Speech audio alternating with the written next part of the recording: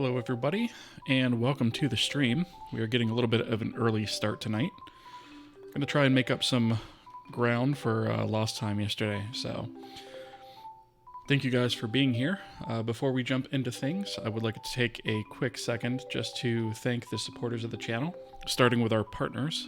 They are the highest tier of support over on Patreon and YouTube memberships. They are Arslia, Gerbolis Inc., and Patrick Goulman.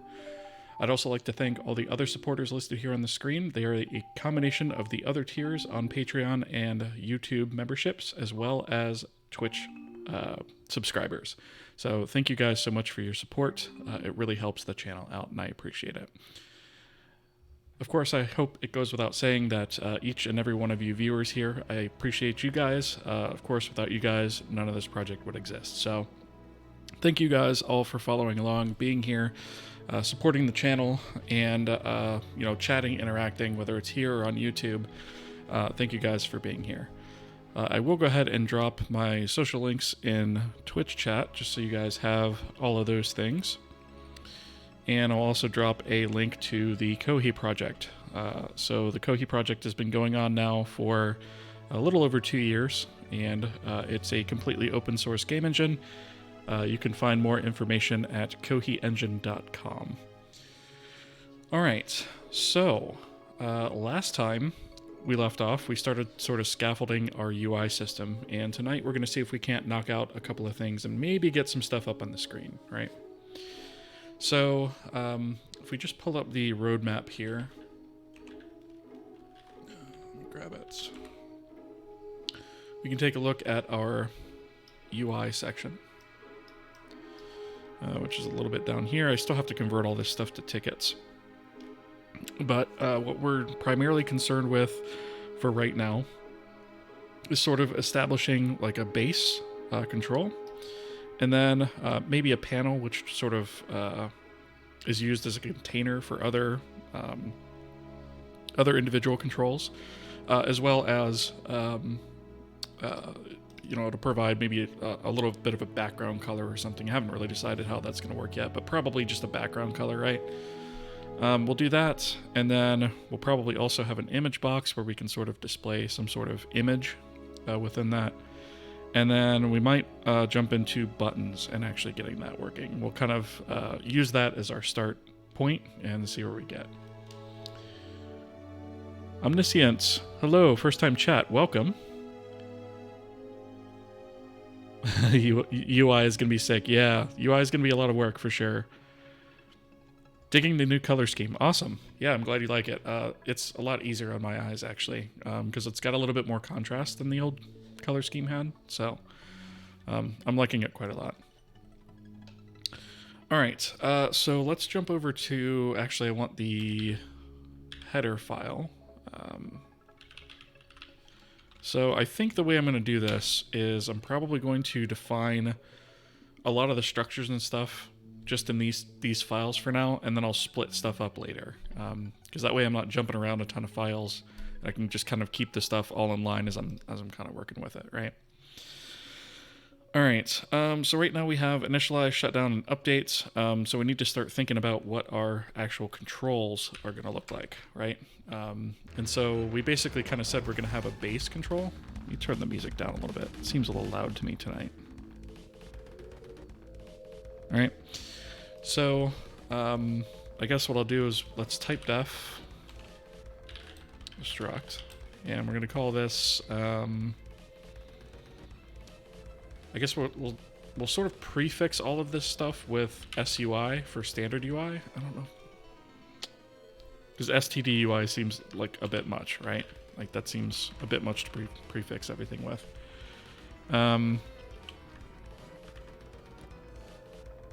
Yeah, I'll go with that for now. I may wind up actually renaming that. So we're going to call this SUI control, right? And SUI control.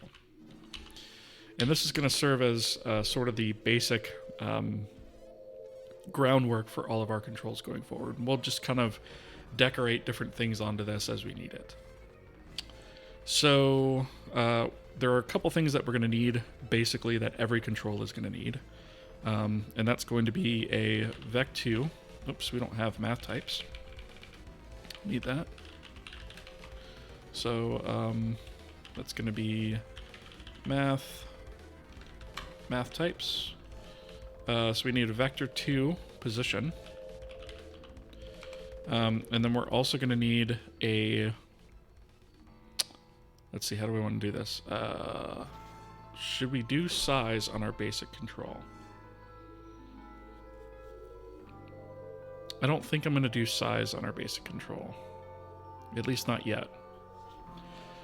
I think the only reason we'd want to do that is if we wanted to make every control clickable, but I don't think that actually makes sense, right? So I think I'm going to leave size off to another structure that we're going to go with. One thing that these all definitely do need is a U32 ID, right? We need some sort of unique identifier for all of these things. We can also have a name for these. And then what we're also going to want is a D-array of struct SUI control children, right? And so this gives us automatic ability to be able to scaffold these things and make a tree out of them, right? And by having that, we can also automatically get sort of the drawing order of things as well, right? So this is kind of the way that we're going to lay these things out. And then as we sort of have different pieces of logic that we add onto these things, we'll probably expand this structure a little bit. So the basic control by itself doesn't really do anything, but the system itself is going to interact with all of these things, right? So the next thing we're actually going to need is we're going to need some sort of function pointers for this, right? And so I imagine that we're actually going to need probably 3 things, maybe 4. Actually, no, I'm thinking 5, right? So let me illustrate what I'm thinking here. So we're going to have create, right? And that's going to be where we sort of stand up anything like memory allocations that we need to handle, arrays, things like that.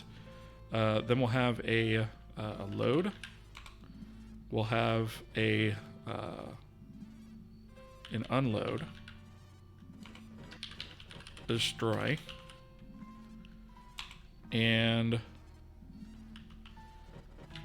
an update and a render. So 6 things. That makes sense. I don't think I'm missing anything. And all of these are basically going to be opt-in.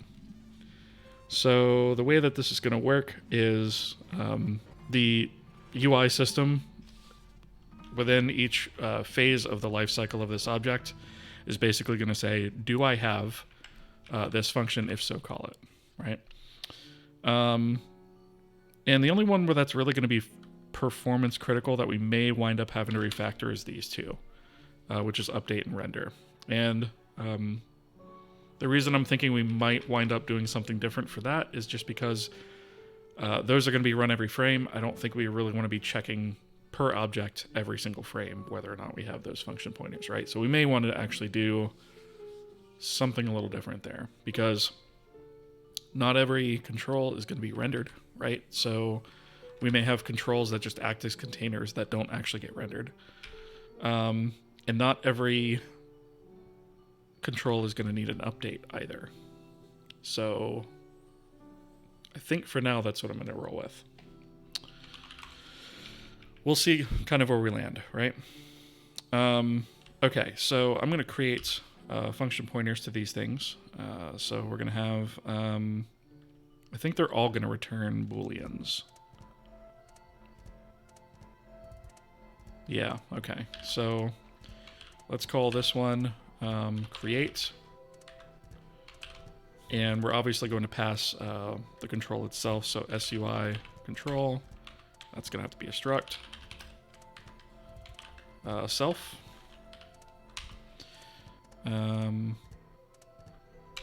Let's see. I don't think we actually need anything other than that. B8 destroy is going to be the next one.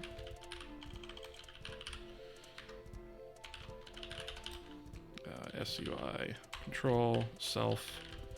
And I don't think we're going to need any more parameters there. You know what? We might actually... Let's go ahead and also take a void pointer on the create to config, right? Because there may be some sort of configuration object that we need to pass on these. Destroy shouldn't really need anything like that, but config might. B8, I guess we'll call this load, right? Struct SUI control self. And I don't think that actually needs to do anything else. Unload can actually be basically the same thing. And then we have update and render. So these guys are going to be a little bit more involved. So the updates is going to take struct SUI control self, but then it's also going to take frame data,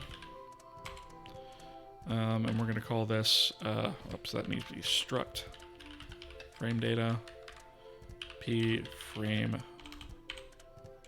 data. That should actually have everything we need, so that should actually be fine. And then we're also going to do the same thing for render, right? And like I said, we may come up with a better system to actually handle this. I actually have a few different ideas on how I might do this. Update and render. We'll kind of see where we wind up.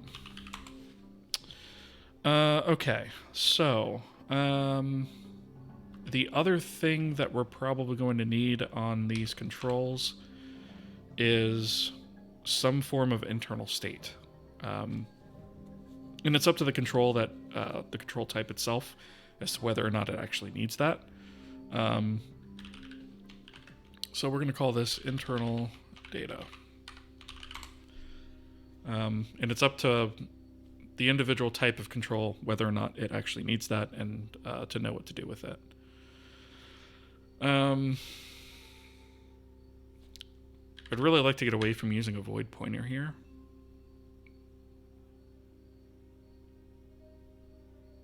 But I think I'm going to leave it as 1 for right now, just because we're putting all this in the same compilation unit.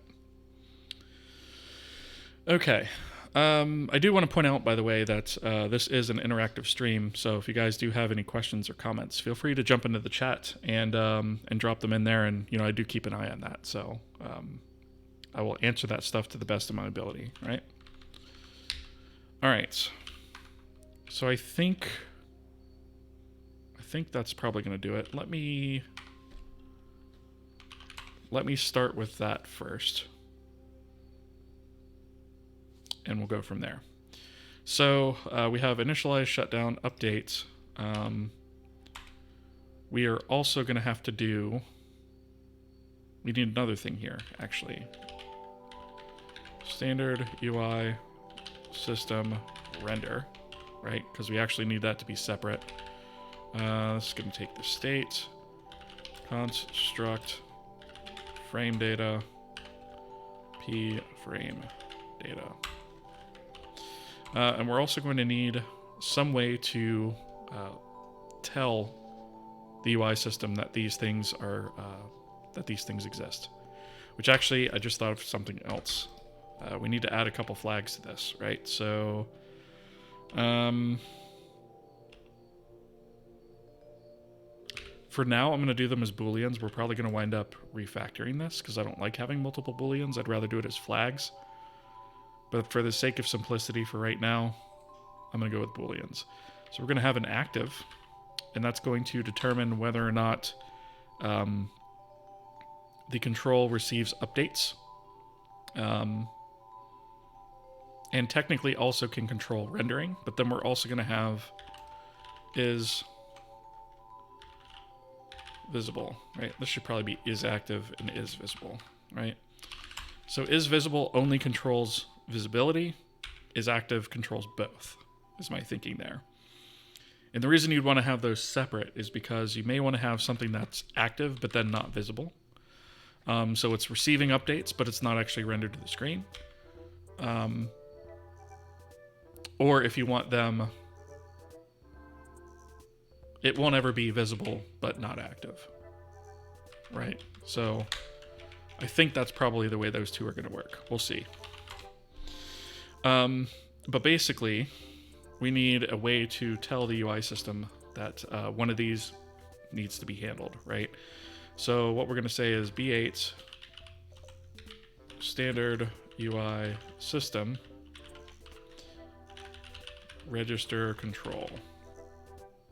That seems really long, but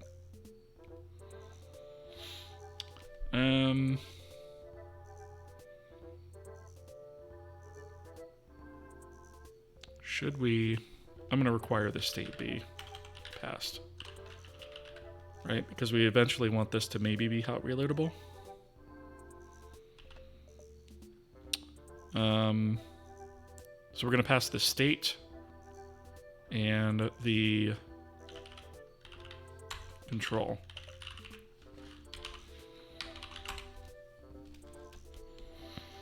All right, and that will tell the UI system that that control exists, and maybe even allow us to opt in to updates and renders later on if I decide to go that route.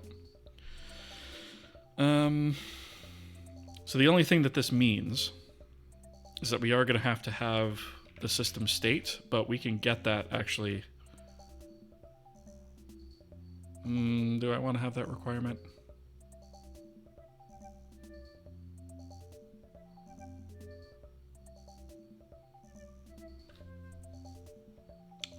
I'm not so sure I want to have that requirement from this point in the API.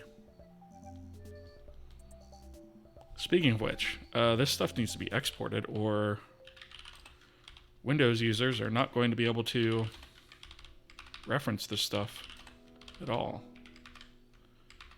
Why? Because Visual Studio defaults to not exporting that stuff. So we should do that. I'm going to... The only problem with this, requiring this, is anywhere we call this, we're going to have to get the state, which is kind of annoying. But we only ever have to actually do that when we register a control, so I think I can live with that.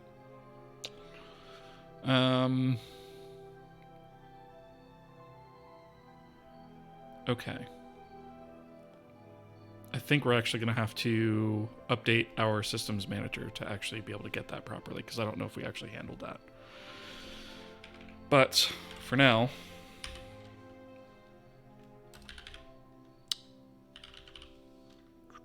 let's go to the C file, and we'll head down here and implement these guys.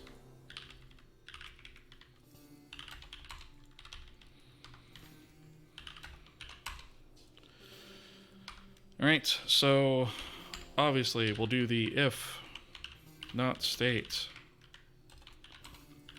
return false. Otherwise we'll return true. So we'll do that for both of these guys.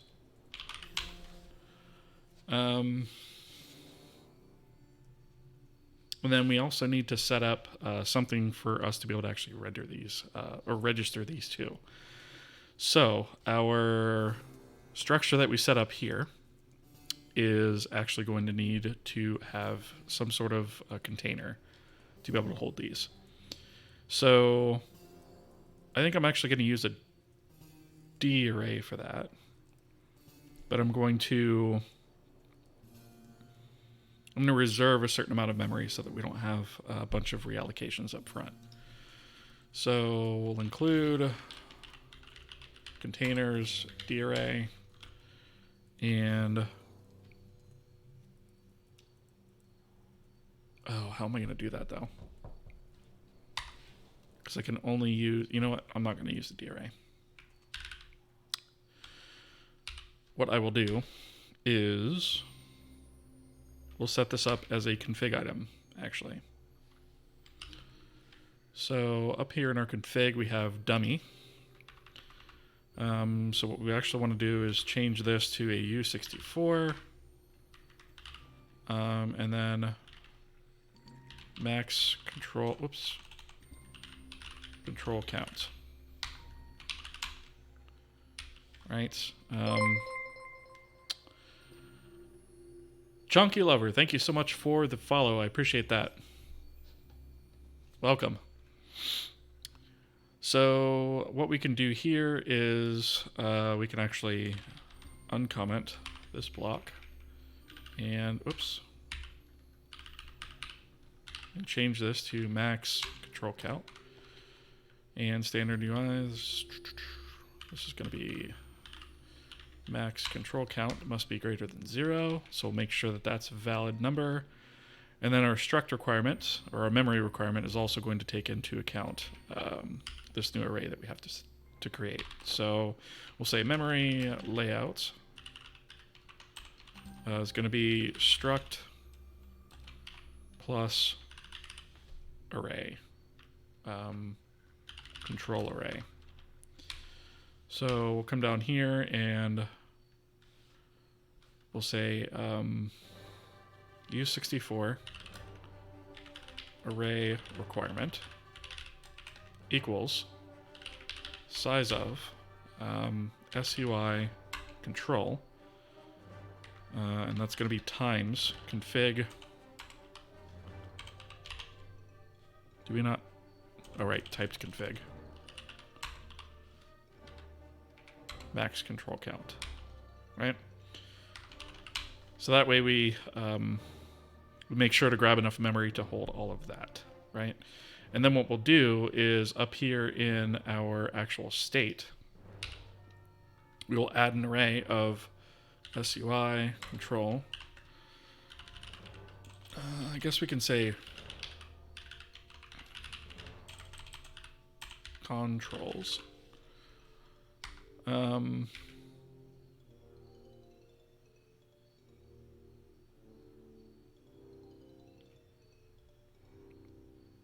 Yes, that should be fine. Okay, so we'll have that, and then we'll just set a pointer to that. So we'll say,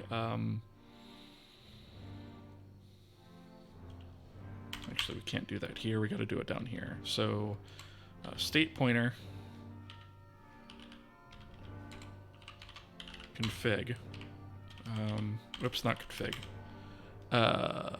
Registered controls. Equals I guess we'll say state. Let's actually say U8. State. Oops. No caps lock. State plus size of. Actually, I could just say struct requirement. Right, and then that's going to be, we'll just cast that to a void pointer.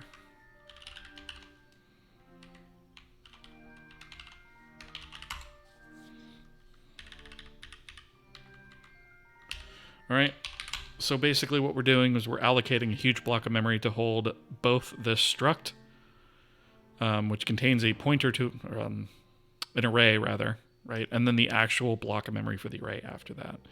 And we're saying the registered controls is that state pointer that we got past the struct, and that's going to be our array, right? So that should give us everything that we need in order to actually stand up this. So the next thing that we're going to need to do when we register this is we are going to have to grab typed config. Right, so we'll grab typed config, and we will set up an array. We'll say for u32i equals 0, I is less than typed config max control count plus plus I. And what we're going to do is loop through all of the controls and have a look at them, which actually, that reminds me, I missed a step up here when we're setting up. So we've got this register controls array. We actually need to loop through and invalidate all entries in the array. Right, so what that basically means is it's going to be state pointer, register controls, sub I, ID equals invalid ID. Right? And by setting them to invalid ID, that basically means that there's nothing there at that point in the array. And so we can basically take this same loop, put it here, and check it to say if this is equal to invalid ID, then found available space, put it there. Now, this actually raises a decent point. Oh, you know what? I missed a step here. So, you know what? If we're passing the state everywhere, we don't actually need this static state pointer thing. I'm gonna get rid of that.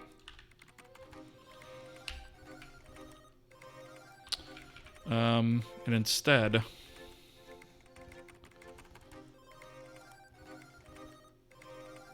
we're just gonna deal with the state itself, right? So, let's do standard UI state pointer typed state, right? Type state, type state, type state, right? And then we can grab typed state from here, put it there, and let's see, typed config. I don't actually think we're gonna need to cast that. I think we can actually literally just say type state config dot, right? Get rid of this and typed state. All right. Yeah, that's a lot better. I want to get away from using that static data pattern. All right. Okay, so for each one of these, this actually makes me think, though, I might want to treat this like some other stuff, and maybe the UI system shouldn't own the controls. Maybe it's up to the application to own the controls. And I think the reason that that makes sense is because the application itself is going to need references to all these controls anyway.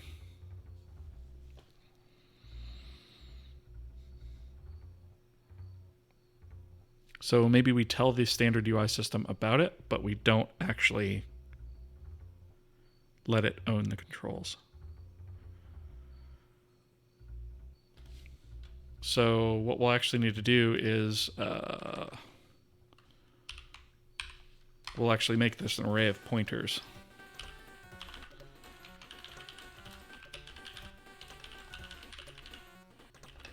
System does not own these. The application does. All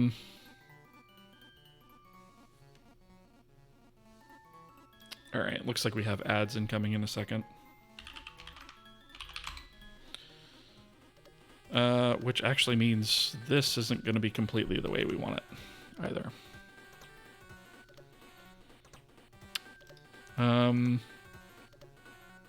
So actually, instead of this, we don't actually need to do that step because now they're all going to be null pointers, right? So at this point, we could actually say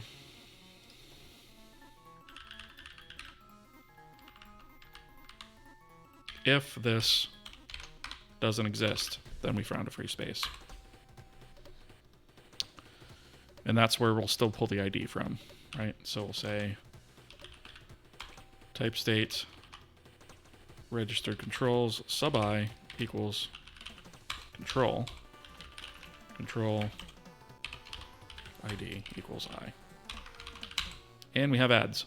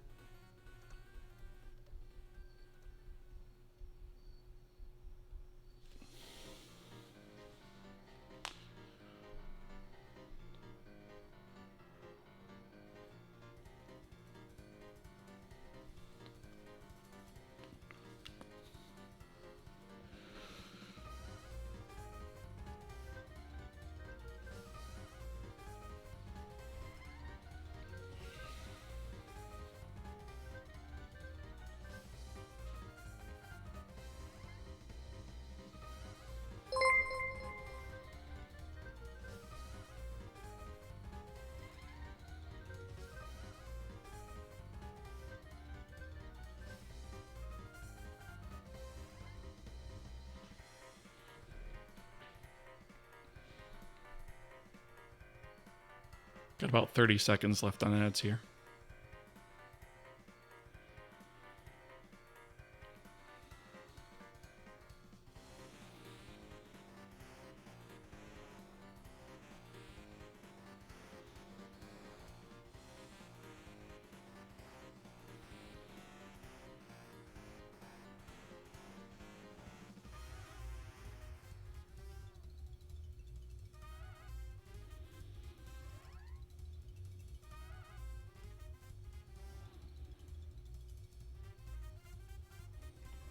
And we are back. Simply, thank you so much for the follow. I appreciate that. Before we continue, I just want to, I'm going to go ahead and drop a few links in the chat to my socials so that you guys can follow me there for updates and whatnot. It just contains like links to the Discord server, GitHub, Twitter, all that stuff. Just so that you guys have that for anybody new coming in. All right, so what we're going to be doing here is, I was actually thinking while we were on ad break that we might want to actually change this up a little bit and have 2 arrays of controls. So the problem with this pattern is that we might actually wind up with fragmented memory, right? And so what I'm thinking is we might want to have 2 arrays of pointers to controls, one active and one not. And that way, whenever we actually go to perform updates on all these controls, we can actually just slam through the update of active controls and just update them, right? Rendering will be a little bit, we'll have to follow the tree for rendering. But I think that kind of makes sense, right? But we don't necessarily have to do that for updates, right? So that's at least what I'm thinking. So let's kind of go that route. Excuse me. So instead of registered controls, I think what I might do is do active and inactive controls, right? So we'll say, let's do active controls. And inactive controls. Which means we're also going to need inactive array requirement, and let's go ahead and just say active array requirement, right? So this is going to be active control array plus inactive control array. And we do sacrifice some memory here, right? By maintaining these two arrays, but it's going to be a lot more cache friendly when we actually go to update these controls if we do it this way. So I think that this actually makes a little bit more sense. So we'll say, oh, this was wrong anyways. So this needs to be struct requirement plus active array requirement plus inactive array requirement. Right, so that's going to be our memory requirements. So our active controls are going to be here. Our inactive controls are going to be typed state active controls plus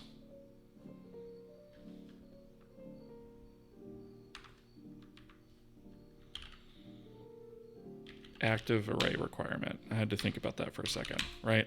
So this is going to exist at the essentially at the end of this active array. So we have struct, active array, inactive array. And since we're pulling this memory in from elsewhere, we're going to make the assumption that this is zeroed out memory because all of our allocation routines do that for us. Unless we're pulling from the frame allocator, that's the only one that doesn't really. And this is during initialization, so I think that's fine. I suppose we could zero it out just to be safe. Maybe I'll do that. You know what? Let me do that.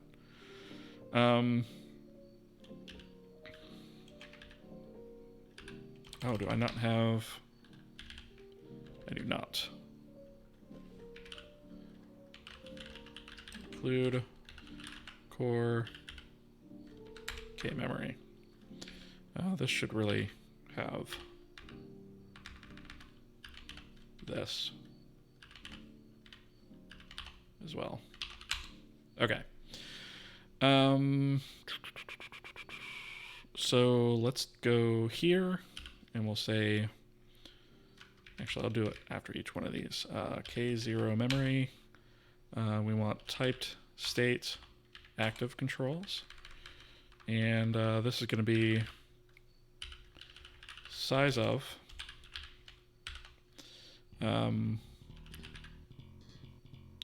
SUI control times typed config max control count. Right? And then I'm going to paste the same thing and just do it for inactive controls. Okay?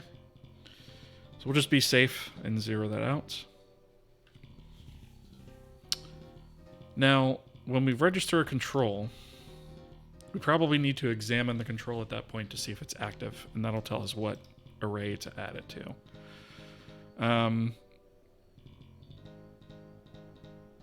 And then I guess we'll probably have another method to notify this system of what's active and inactive. It makes the most sense to me. Okay. So how do we find an ID though? Do we really care if it's...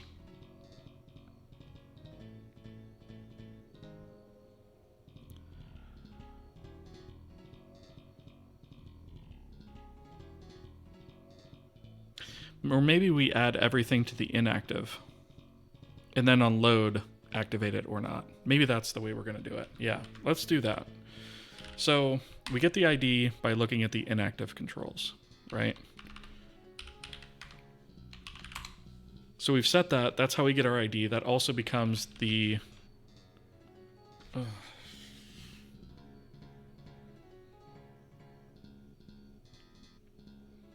You know what? I'm actually beginning to wonder if we actually even need the ID.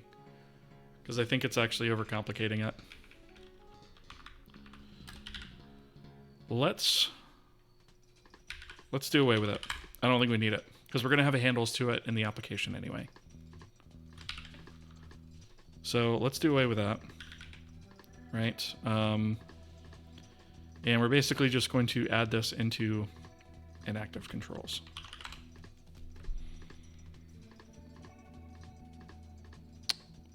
And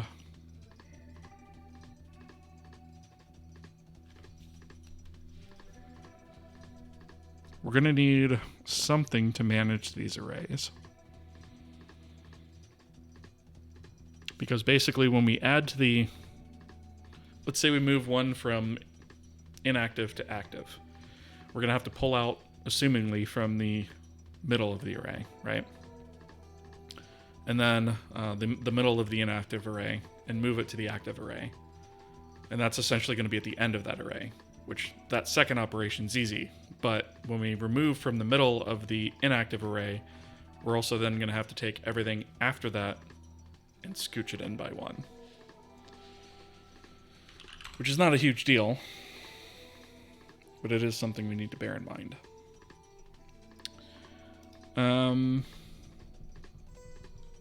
So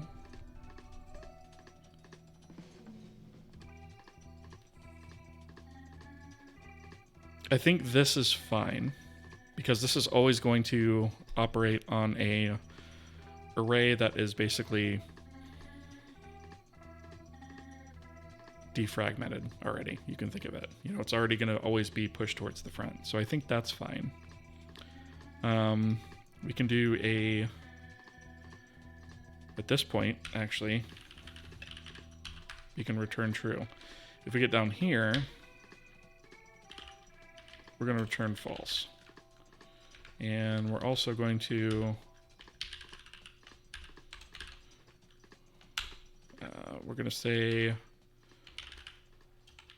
unable to find free space to register SUI control. Registration failed. Right.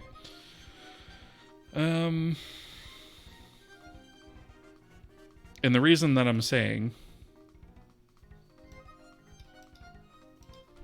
that we should have these separate arrays is because now we can actually come back. ACC, thank you so much for the follow. I appreciate that. Welcome.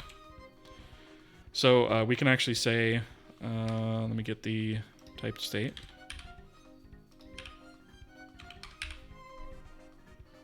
What did I do?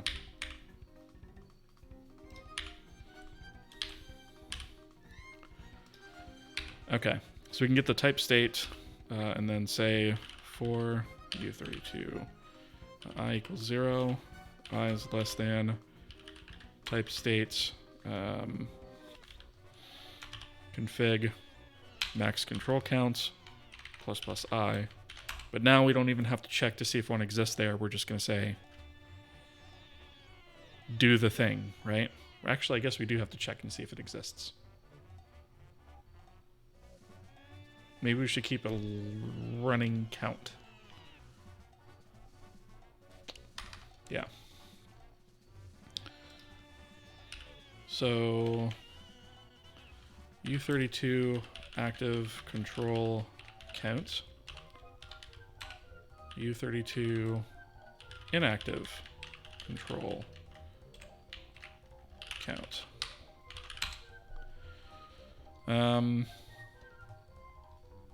So instead of using the max control count, we're going to say active control count. That way we don't have to run a check every single time. And this way we can literally just say type state active controls sub I update, and then pass through type state active controls sub I and p frame data. We should probably take like a convenience pointer for this, right? But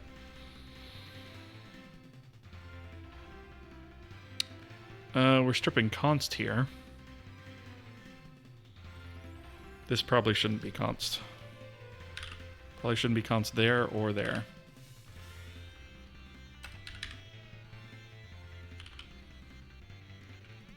Let's fix that. Let's see, where was that? That was down here.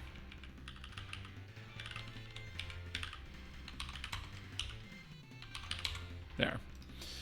Right, so it makes our UI update like really fast, right? We could just call update and be done with it, right? I guess we could save ourselves a little bit of a headache and just say standard SUI rather control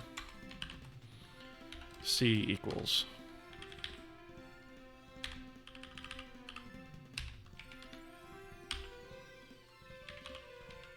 Right, and just do this.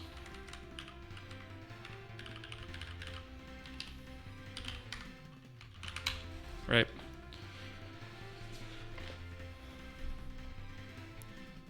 Now, of course, this assumes that an update method is always going to be available, which we may or may not want to require. But I guess we'll feel that out as we go. Hello, ACC. Welcome. First time chat. Welcome. Every time I see your avatar pic, I remember I used to see you like 10 years ago in John Blow's retweets account. I just thought you were one of these very high IQ devs. You saw me in his retweets account? Really? That's crazy. Okay. Perry Letts. Hello. Welcome. So what was the command? What were you thinking that command was? Because my intention for that was like to just kind of give you a link to like the Kohi website, but are you thinking like oh no, that's exclamation point YouTube does that.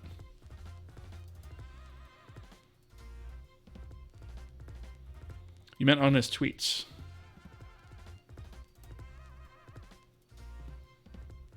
I found your channel later. I love it. I don't remember that. No, I actually don't. But if it was like 10 years ago, that's why. I barely remember what I ate for breakfast. Last stream I watched, I ran a command and I didn't remember if it was the same when I saw the title. Yeah. So like I have a whole bunch of, I'm going to spam the chat here for a second, but these are like all the different, there's YT for YouTube as well. Discord, GitHub, Twitter, Patreon, all that stuff. Kofi.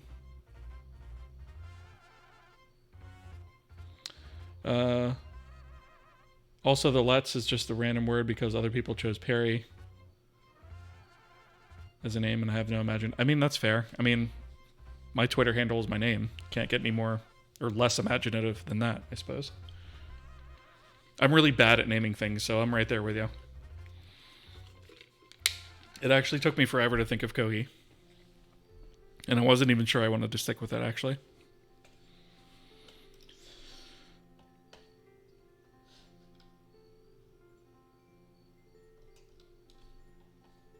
Kohi is a good name. Yeah, thankfully there's not really anything else out there named Kohi except I think there's like a Minecraft mod or something named that, but that's about it.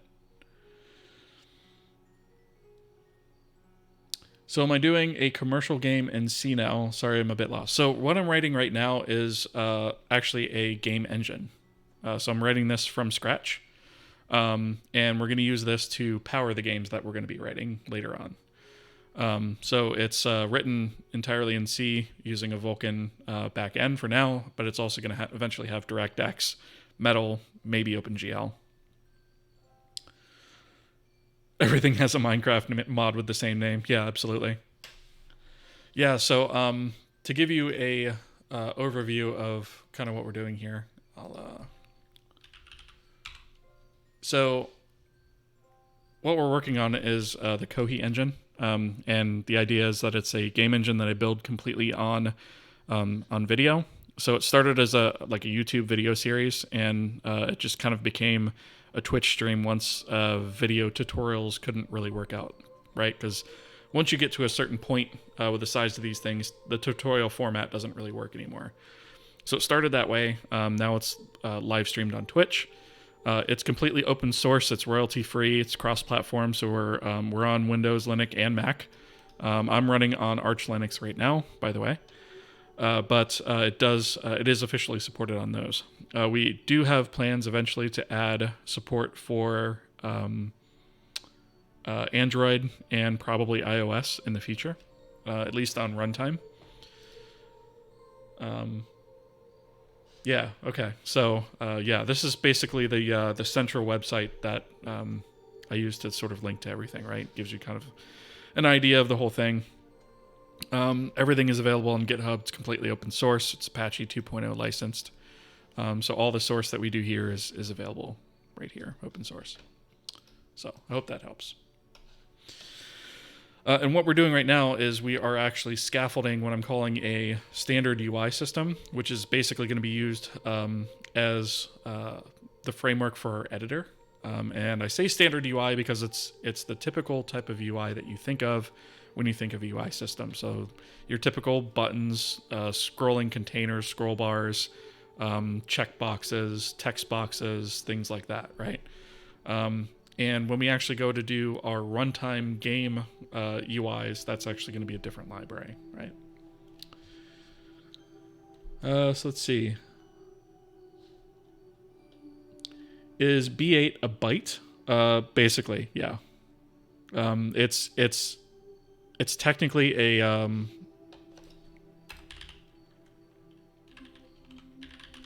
I can't type.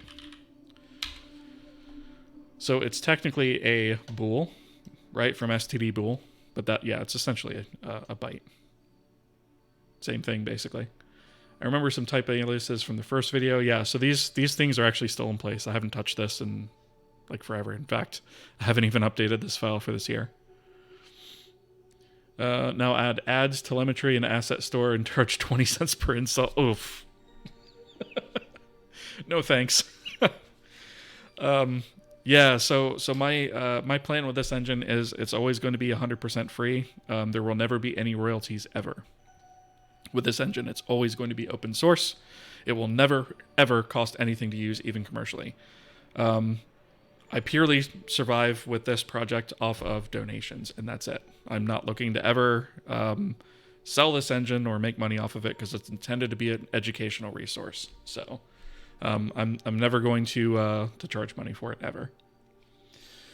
I see the terminal UI style so much on Ricer subreddits, but could never figure out what it is or how to configure it. So this is a combination of things. I'm running WesTerm as my terminal, and then I have tmux running, so that gives me basically multiple terminals that I run inside the same one. So you can think of it as just, it's a terminal multiplexer, right? So I can run multiples at once. And then I'm running NeoVim here as my text editor. So that's basically what I'm using, right? Like there's a regular desktop environment behind it. tmux and NeoVim, yep. Do you see it as a Unity competitor? What is the engine experience like that you envision? So I do not. So Unity is a huge engine made by a team of people, and I'm one guy, right? This is not going to be any sort of competition for anything like Unreal or Unity or any of that. I'm one guy. I work on this on my spare time. I do have a full-time job. There's no way I could ever compete with that, and I'm not even trying to, right? This is a smaller, lightweight engine that is for use primarily by developers, right? I don't think I'll ever have any sort of like visual scripting or anything like that. Although if I do, it will be as a plugin because we are going to have a plugin architecture. The renderer is actually implemented as a plugin, for example. So yeah, it's considerably smaller, but because it's smaller, it's more agile and more lightweight, I would say. So yeah, I hope that answers that. I've heard of WesTerm a lot, but I don't know what's different about it. I use Windows, so it doesn't really affect me. Yeah, so, I mean, WesTerm is a pretty fast and lightweight terminal. It is powered by your GPU, which is also really nice, so it makes it really fast. And also, I like the developer of WesTerm. He's a really nice guy, and he's open to a lot of suggestions and things like that. I did use another terminal before called Kitty, but there were a couple things I didn't like about that. One of the things is it phones home a lot. And then the other thing is the developer was not so nice to people. Like if you go through and you look at the GitHub and his comments, he was kind of standoffish and not very nice to people that were reporting stuff. And I'm not a huge fan of that. So every engine is made primarily for developers, right? No, not really. So, I mean, Unreal's idea, right, is like they have the whole blueprint system, right? Their idea is that you could theoretically make a game and never touch C++. And I know there's people that have done it, for sure. So, we're not going to be doing that here. But certainly if you wanted to make plugins for a visual scripting system, this engine will be able to support that through a plugin. Like Godot, but even slimmer. I would say so, yeah, because it's not going to have the feature set that Godot has. At least not anytime soon. You're doing a C++ OpenGL game. Nice. Yeah, I've done a lot of OpenGL work in the past. I chose Vulkan now because it's kind of the way of the future. Part of me wishes that I chose OpenGL because it would have been a lot quicker to stand a lot of this stuff up. Vulkan's a lot of work, I'm not going to lie. But, yeah. We started with Vulkan, so that's what we're going to keep rolling with. Windows Terminal also uses the GPU. Yes, if you actually use the terminal application, yes, that's true. If you touch code, and blueprints are a form of code, you become a developer, right? Even if it's not your main job, yeah. I mean, absolutely, right? So like, if you're coding, you're a developer. I don't believe in gatekeeping, that kind of stuff. If you're writing code, you're a developer. Now, that doesn't mean that you're like a full stack developer and should go apply to Facebook if you've written one HTML app, right? But, you know, it's everybody starts from somewhere, and I believe that's a really important thing that newcomers to the industry are not sort of looked down upon for not having those skill sets, right? If you're writing code, you're a developer. Simple as that. Let's see. So, wait, A C plus OpenGL. Pure C. Oh, I read that as C++. Okay, yeah, my brain's playing tricks on me. Pure C, nice, very nice. I checked the Windows terminal thing, got excited, then I realized I don't have a GPU. Well, you probably... I mean, you do have a GPU, right? There's something displaying the graphics to your screen. It might be integrated on board, your motherboard, right? But it's still a GPU. It's still going to have some acceleration. I don't think there's a machine made nowadays that doesn't have it, unless you're talking like embedded devices or something like that. Even those, I think, have some form of really small, not so powerful GPU. It's probably Intel-based or something, I'm guessing. Don't have a dedicated one, yeah. So that's pretty common, like in laptops and stuff, that's pretty common too. Or sometimes you'll have a combination of integrated, and then you'll also have a dedicated one, and Windows can kind of switch. Like this old laptop that I have here does that. AMD, yeah, I think AMD is doing something where they kind of have a combination. It runs CS, I assume you mean Counter-Strike at 300 FPS, and that's enough? I would say that's enough, yep. 300 FPS, that's pretty good. All right. So I think what we're going to do is we're going to default to inactive controls, right? We're just going to add everything to inactive controls. We'll say type state. And we'll say inactive control count plus plus. Right? And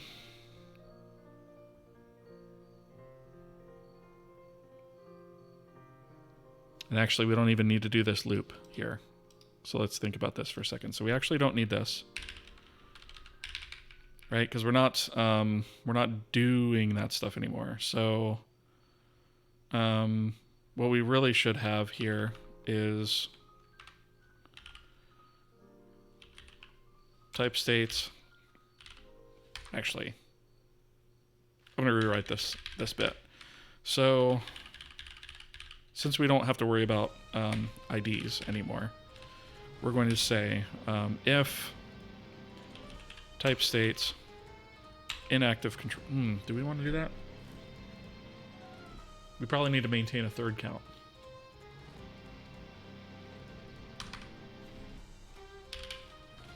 We need a third count. And that is going to be U32 total control count. Right? And the reason we need that is because we need to modify. We need to keep track of how many controls we've added total, and never exceed the configured amount, right? Because we'll run out of space. So, if the total control count is greater than or equal to the type state config max control count. Actually, you know what? Instead of let's make this the error condition. Move these down for a second.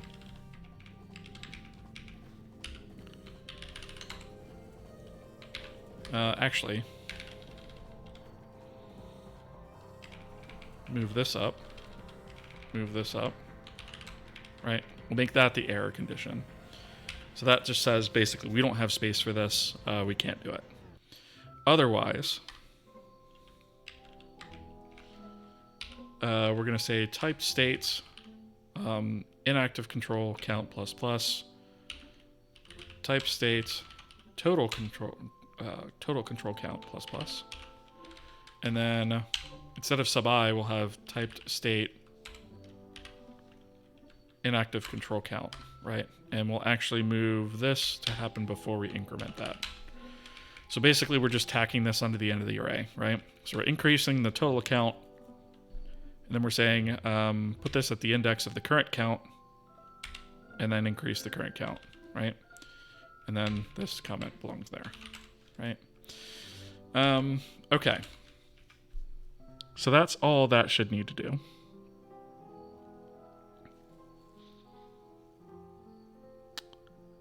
Now we need some way. We need some way to figure out what is the root of the control. What is the root control, right? And there's actually something else that I just thought of too. Something else that we actually need to add that I haven't actually discussed yet.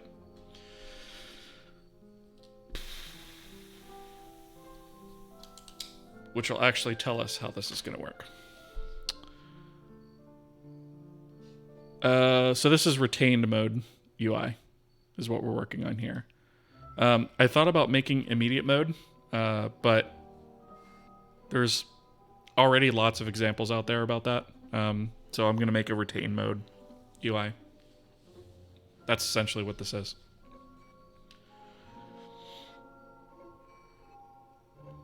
Technically, every language calls something written in C. I would say that's more true of assembly. Retain mode in C sounds interesting. Yeah. Yeah, it should be. I'm just trying to figure out now, like, the low level of it to make it as flexible as possible. So, one thing that we're going to need to have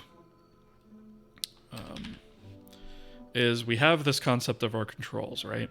But we need some way to group them nicely. And when I say nicely, what I mean is commonly in games, you have a way of displaying different GUIs as you transition to different states in the application, right? And so for a game, you might have, actually,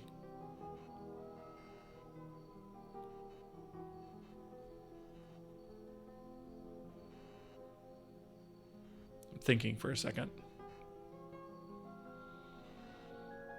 You know what? We don't need that here. We need it in the game. Never mind. Ignore everything I just said. I'm overthinking it. All right. So basically what we need to know here is when we go to render the UI system, we essentially need to know what the root control is. So we could say that the first control that we add is the root, but that feels kind of crappy, right? Because I feel like that could change. So I'm thinking we maybe just pass it here as a pointer and handle it that way. And that also allows us to change what we're actually displaying. Immediate mode feels hard to get just right. Yeah, I agree. And it also, it feels a little bit strange to me because you're kind of dealing with the control's creation and its logic at the same time, which is always just feels weird to me. Isn't a bool a byte where everything that isn't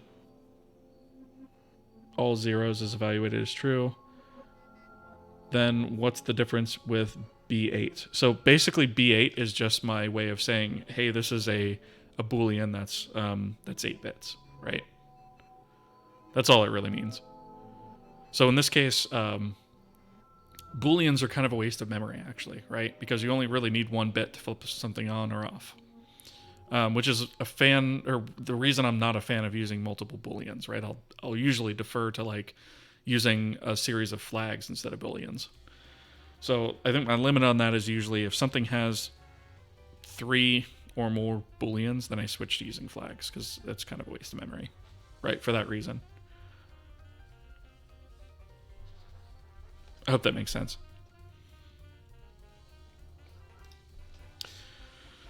Okay. So, yeah, let's update this. This, rather. To take in a SUI control root, right? And that's what we're going to basically be starting from on our draw, right? So let's go here and did not mean to undo that. We want to do SUI control root. And basically when we call render, we're going to say render everything under this object, right? Just cascade down the tree and render everything. And that's how we're going to get stuff to appear the right way in the screen. So when we go to actually set up our controls for example, our editor, we're going to want to create a root control element there and then attach everything to it. All right. So all that's going to require is, let's see. So basically we're just going to say, all right, if root render, right? And then we'll pass through root and p frame data. We're also going to actually check that to say if for some reason it fails to render. Root element failed to render. See logs for more details. Right? So we'll do that. If the root itself has a render method. And then whether or not it does, we're also going to loop through the children, right? Marvin, thank you so much for the follow. I appreciate that. CPUs in general don't really like to work on single bits at a time nowadays. That's not always necessarily true. It depends on what you're doing, right? If you are doing something that's looking at a bunch of Boolean conditions at once, you're much better off packing those into a single integer and looking at those things than loading up a whole ton of Booleans into your cache line, right? Like theoretically, you're going to be much better off packing them in. It also depends on platform too. So desktop CPUs handle that much different than, say, an Xbox CPU. Oh, we got ads.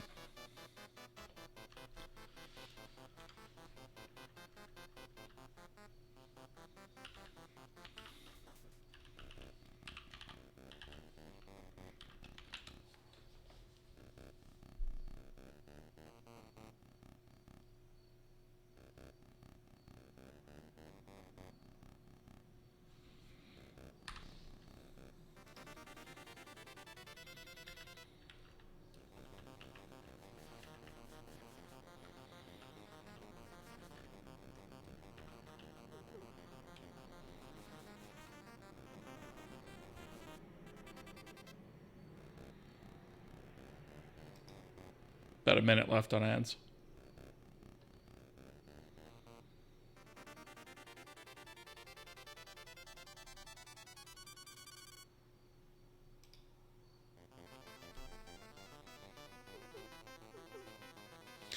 Yeah, the ads finish for some more than others. So Twitch is giving me a 2-minute timer now. So it depends on locality, and also obviously if you're subbed, you're not going to see them. But yeah, it varies. So the only way that I can basically make sure that nobody misses anything is if I pause it for that whole time.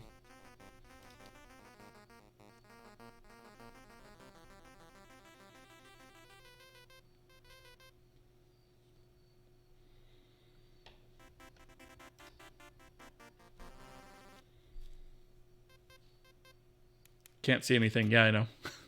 We got about 30 seconds on ads.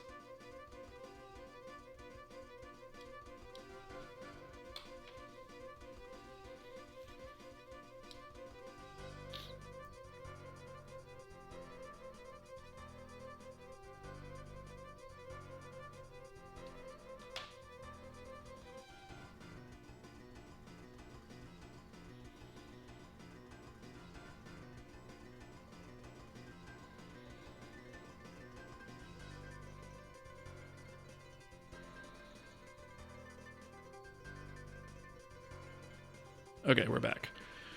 So yeah, ad length and whether they show up at all can vary by platform, can vary by locale.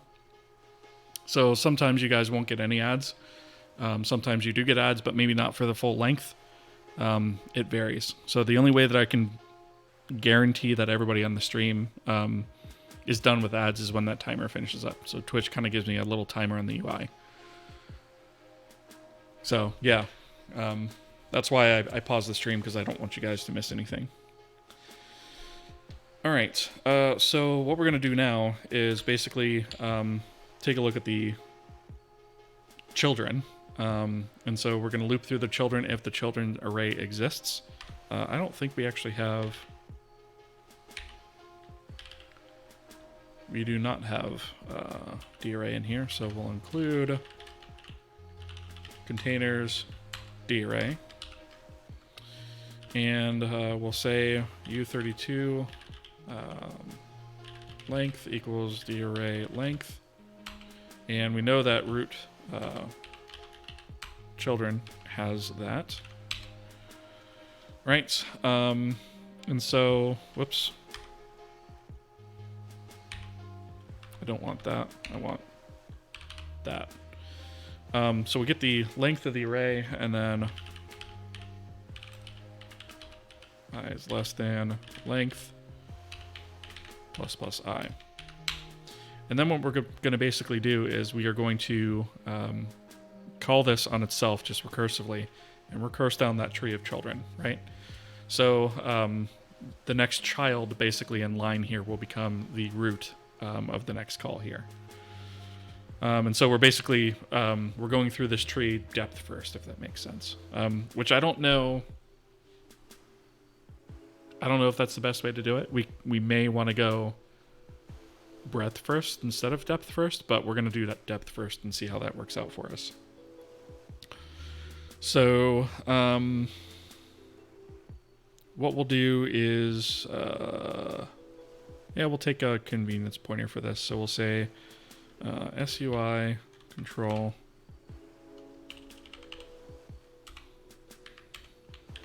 I guess we'll just call it C equals root children sub I, and then we'll say standard UI system render, and we'll pass along state C and P frame data, and then we'll also check this to say if that fails for some reason, we are basically going to do this. Right? So we're going to say child element failed to render, see logs for more details, and boot out. Root children. Oh, is this just a...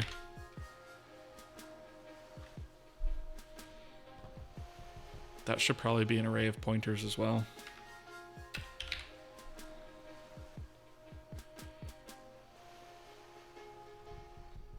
Yeah.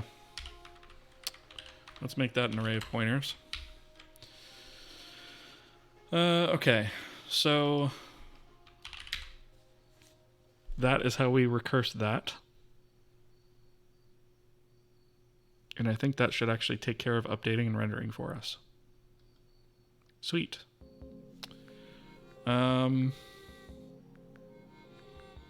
So shutting down is basically going to be looping through every control, whether it's active or inactive, unloading it, and then destroying it. So, yeah, I guess that's what we're going to do. So for u32i equals 0, I is less than, let's do the inactive array first.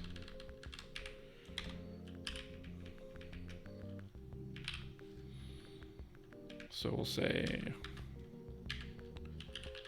type state inactive control count. And then we'll say type state inactive controls sub I unload.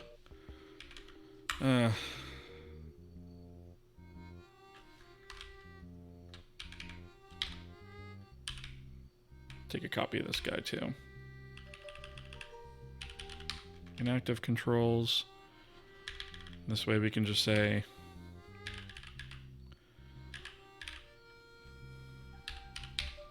C unload C.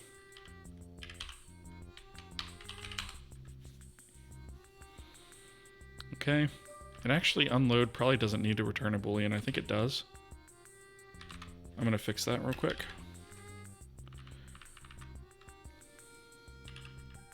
That should really be void. Destroy should also be void. Because if we fail to unload or destroy something, what are we really going to do about it? Okay, so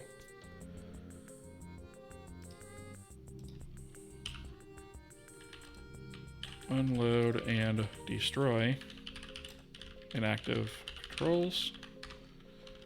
We should probably also say C destroy C. And then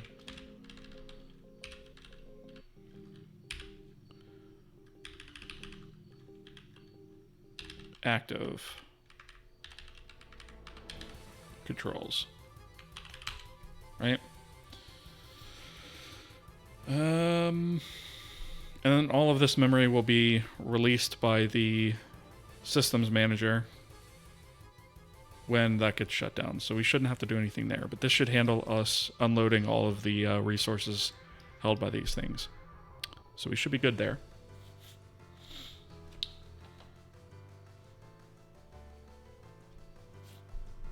So if you use a character value as a bool, it's faster than using a bunch of bools.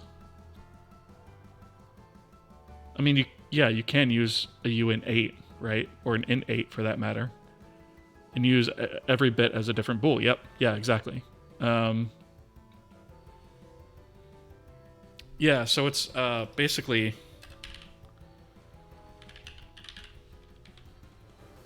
we have...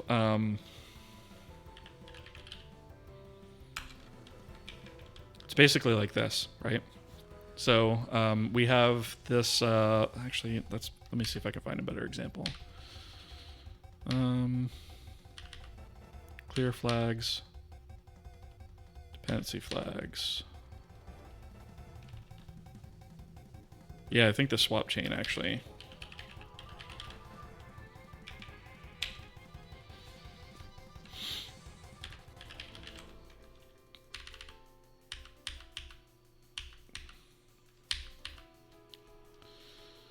Okay, so for example, on the swap chain, we actually have this flags field, which is nothing but, well, it's this, here, let me go to definition. It's this renderer config flags, right? But if we go to definition on that, it's nothing but a U32, right? And so we have these enumerations set up. So I have this renderer config flag, vsync enabled bit, power saving bit, for example, right? If I go to definition on those, these are individually set to powers of 2, right? Which allows me to set each individual bit when we AND them together, right? Or when we OR them together, rather. And then we check it by ANDing it, right? So we have 1 and 2 here. The next one would be 4, the next one would be 8, the next one would be 16 as I add them, right? And then to check them, we just say, well, is flags ANDed with this value? Does that equal non-zero? And that gives us our Boolean. I hope that kind of makes sense. But yeah, it's a really interesting thing. It's a great way to save memory if you have a lot of flags, right?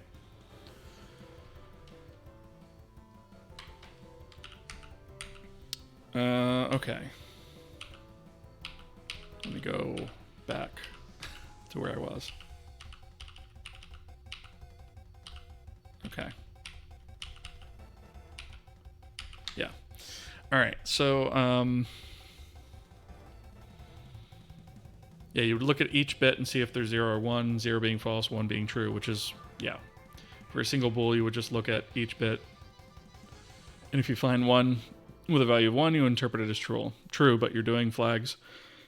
If you're doing flags, every bit still means true or false, but for different things.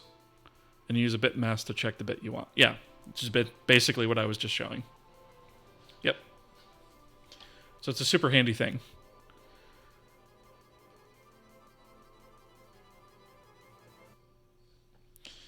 All right.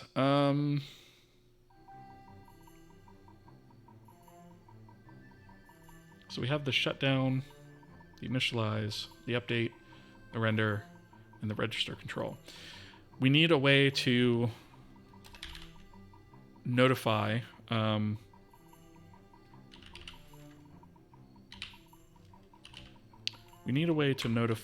this system when a control is flipped to active or inactive. And so I'm going to put that actually, yeah, I'll put it here. So we're going to say KAPI. We want to return a Boolean because it's possible that a user could try to flip the flag on a control that is not registered with the UI system, right? So we'll say standard UI system set active, right? So we'll say void state SUI control, and then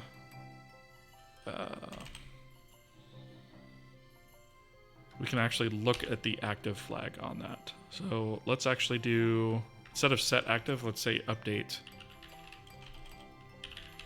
active, right? So we'll basically flip the active flag on this particular control, and then this function will take a look at that and determine which array it needs to be in. So let's put that right here.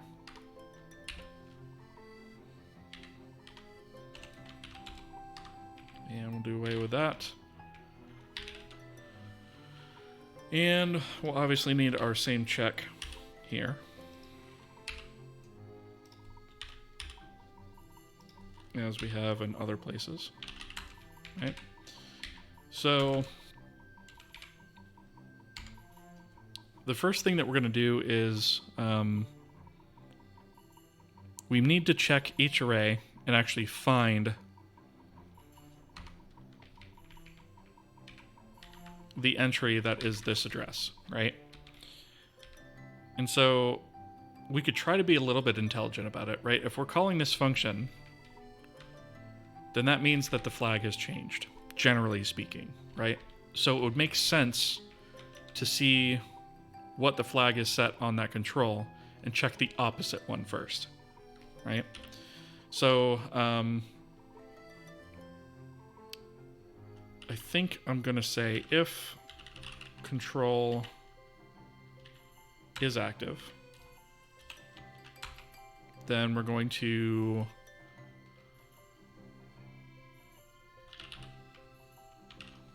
for u32 I equals 0, I is less than, I need my state cast, which I'm too lazy to type over and over again.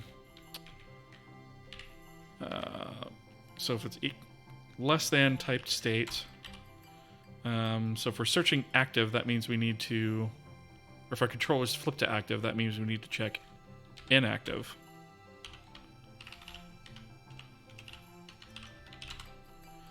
And then say if typed state inactive controls sub I equals control. To do move out, right? And then, ooh, somebody's got a nice sounding V8. And then return true, right? And actually, this is going to be default to return false. And we're going to say down here, k error, unable to find control to update active on. Maybe control is not registered. Right? So basically, we're going to have to move this out of the inactive array into the active array. And we're going to write a method, I think, that's going to do that for us instead of writing it repeatedly, right? So if for some reason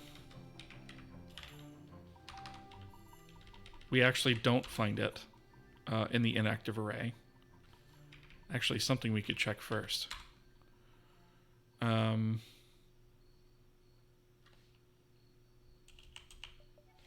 If we don't find it in the inactive array, then what we're going to say is, I'm going to do a k-warn and say control set to active when already active, nothing to be done. And I guess return true. I'm not 100% sure I'm going to stick with that, but yeah.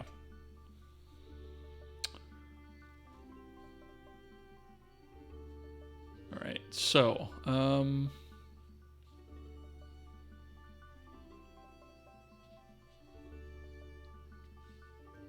How exactly can sprintf leak memory? I don't remember the exact way to do it off the top of my head. To be completely honest, I'd have to look it up. I think it has something to do with...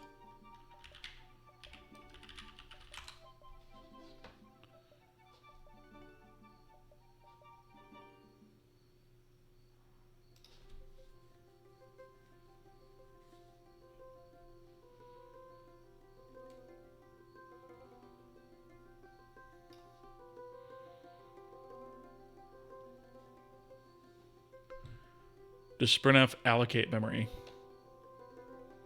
No, so sprintf actually requires that you have a buffer already allocated, right? So that's what I'm not sure.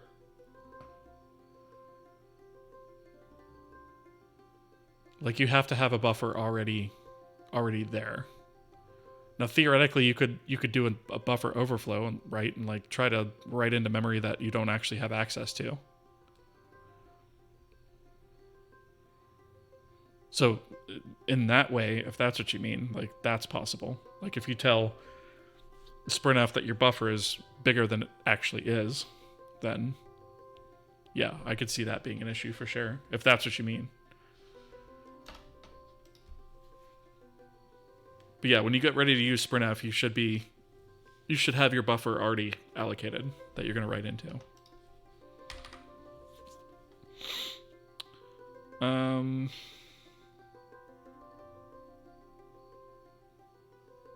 All right, so I guess if the opposite is true,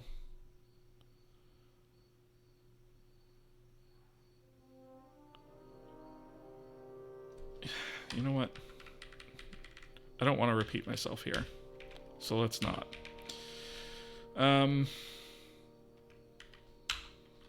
So let's say SUI control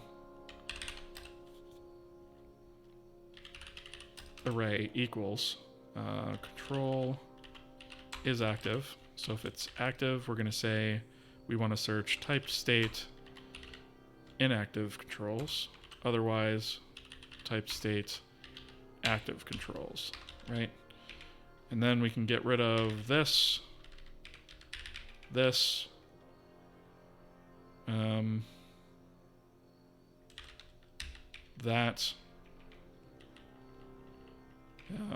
We also need to U32 limit equals control is active, type state inactive control counts, otherwise type state active control counts, right? And then this becomes limit. And this becomes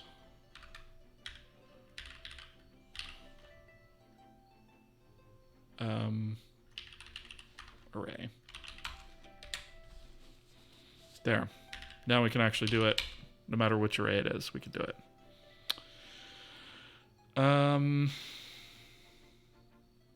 Which I guess we actually need to have this same thing other.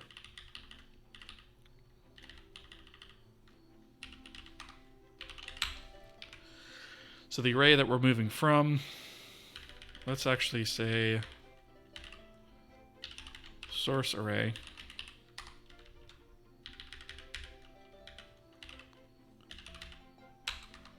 And dest array. That's better.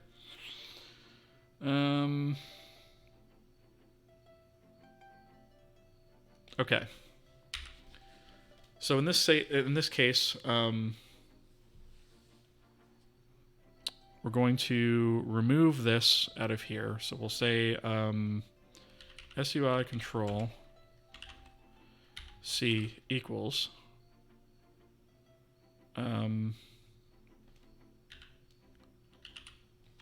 source array sub I, right? So we'll take that and we'll say destination array sub type state. Oh, I need destination limit too. So this is going to have to be source limit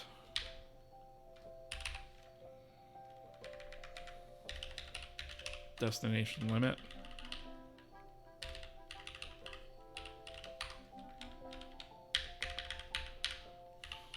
Source limit. And then destination limit. So we'll say that. And we're going to set that equal to C. Right, so we'll shove that at the end.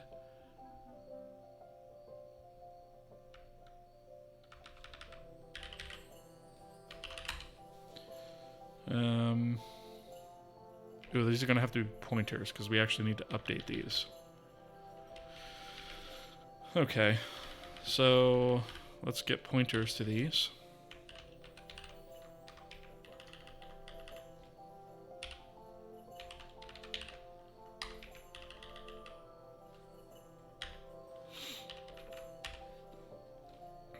And then when we go to use them here, we want to dereference that. And we need to dereference this.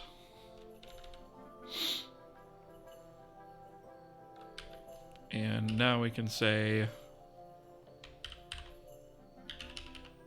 destination limit plus plus. We'll increase that one. And then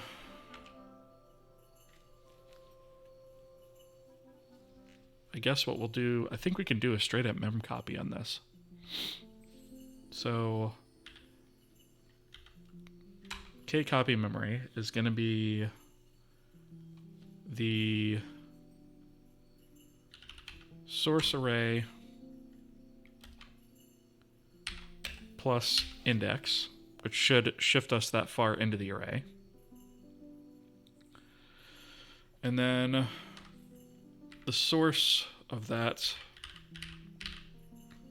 is going to be source array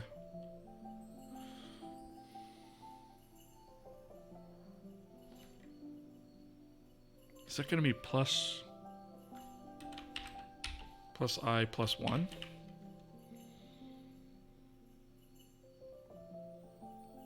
Yes. And then this is going to be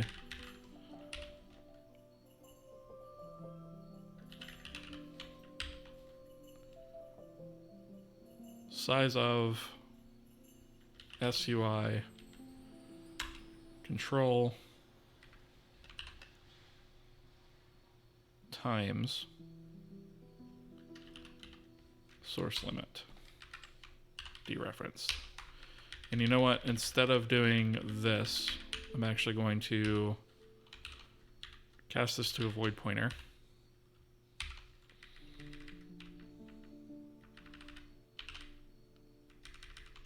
Because it seems a little safer to operate this way. Times size of SUI control pointer. Forgot the pointer here.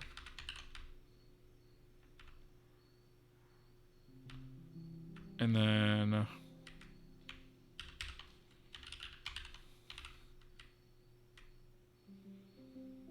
actually we should probably treat these as U8s, right? So we're operating on the individual bytes. I plus 1 times size of SUI control pointer. Wrap this. God, I think that's close to right anyway.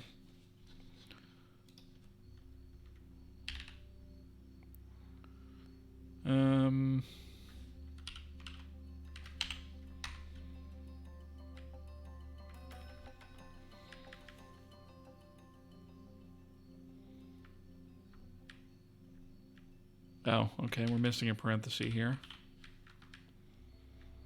There we go.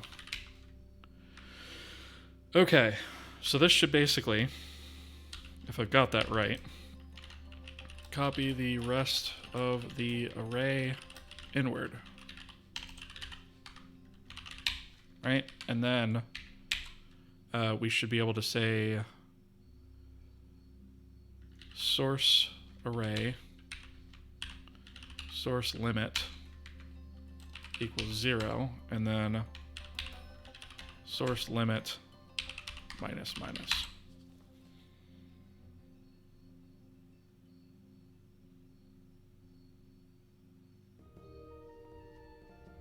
I think that's correct. I think. Kiss Killer, hello. Welcome. First time chat. Welcome to the stream. How are you tonight?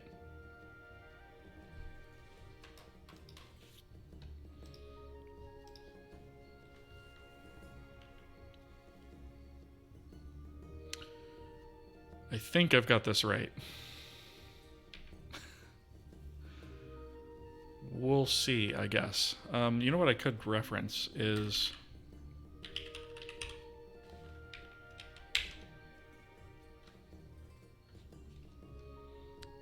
I know our D array actually does this at pop at.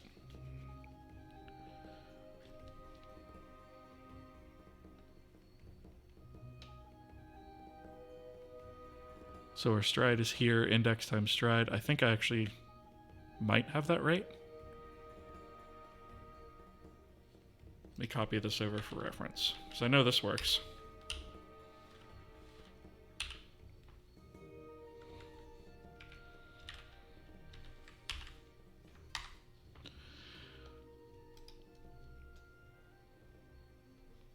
Right, so we have address, which is basically the beginning of the array, which is here,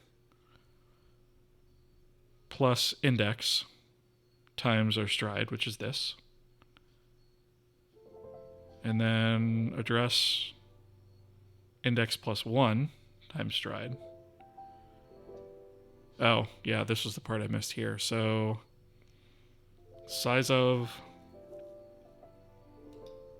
This is going to be source limit. So this should actually be...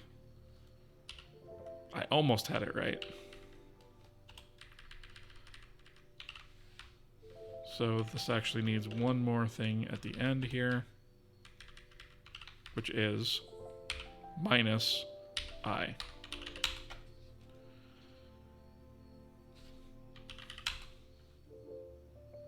Now that looks correct. This is basically doing the same thing as this. Cool. All right. So,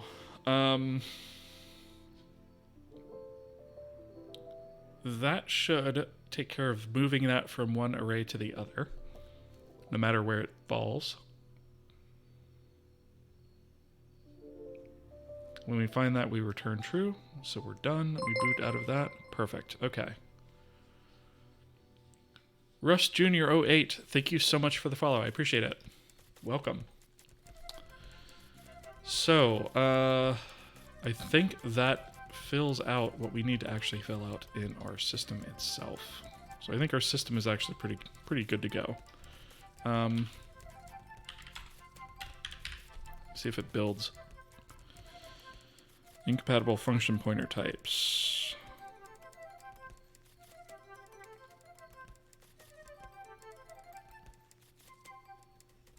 Update.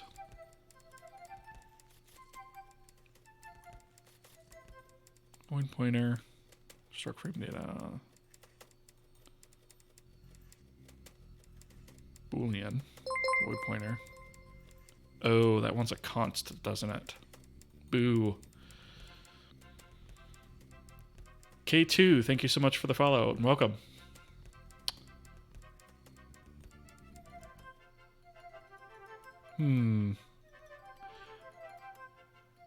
So it wants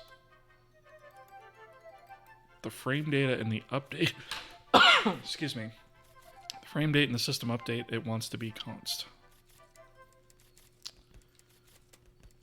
Why did I do that?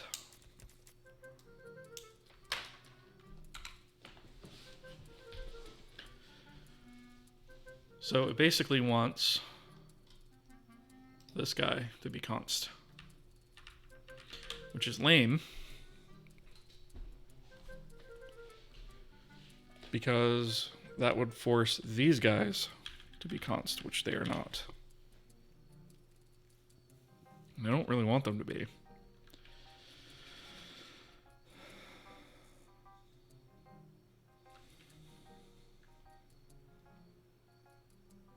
Okay.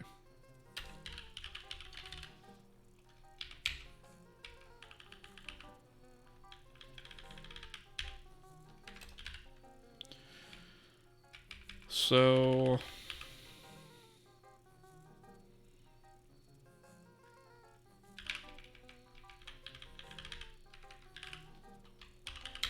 let's not have that be const anymore.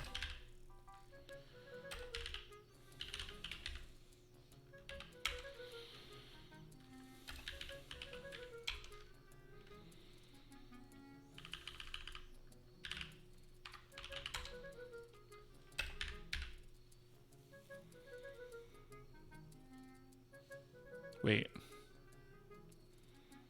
Now what's it complaining about? Did I not save?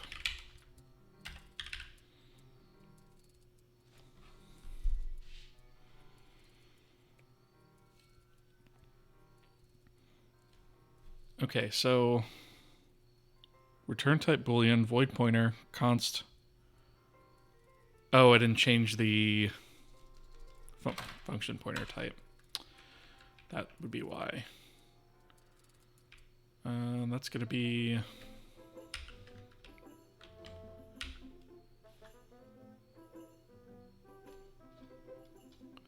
That's going to be here.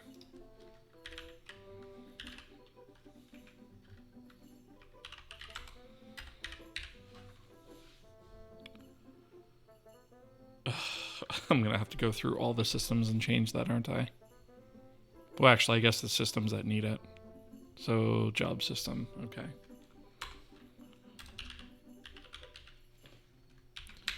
I don't think there's actually that many systems that have opted into it yet, so it shouldn't actually be a huge deal.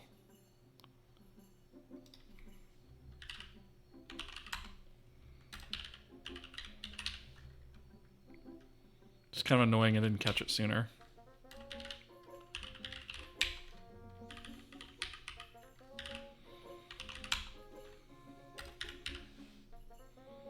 There we go.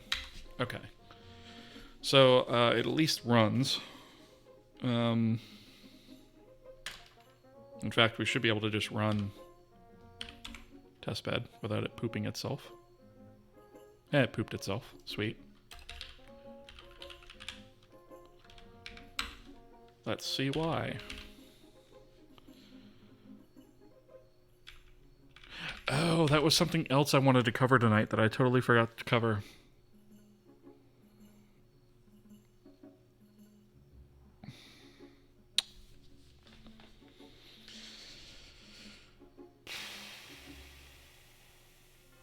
Okay. Let's see, how are we doing on time? I think I can detour for a second. I actually have something else that I wanted to cover that's been a pain point of the engine for a little bit. That I would like to go ahead and resolve. So, up till now, there has been this this post build script that we've had to run that compiles our shaders for us, right? And you know what? We're gonna have ads in a second here. Anyway, we've had to keep updating this post build shader, right? With all of these shaders. Every time we add a shader, we have to add it to this list and to the list for Windows. We have to remember to run this to get our shader updates. And this is a huge pain in the butt. And I finally just like hit my breaking point with it and decided to handle this dynamically within the engine. And I actually put up a pull request. Or maybe I didn't put a pull request. I might have just put up the branch, but it's up there. Pull it up real quick.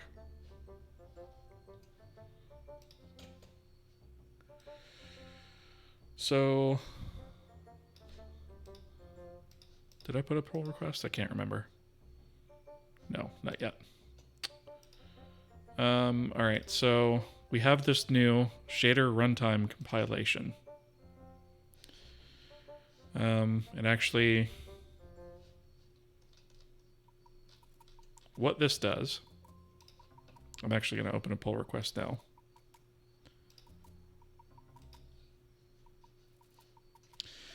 Is this actually allows us to remove that entire process. So the process of having to build our shaders into these SPV files from these GLSL files, we're actually removing that entirely. This is automatically going to happen when we, adds. We will continue this in just a second once the ads are done.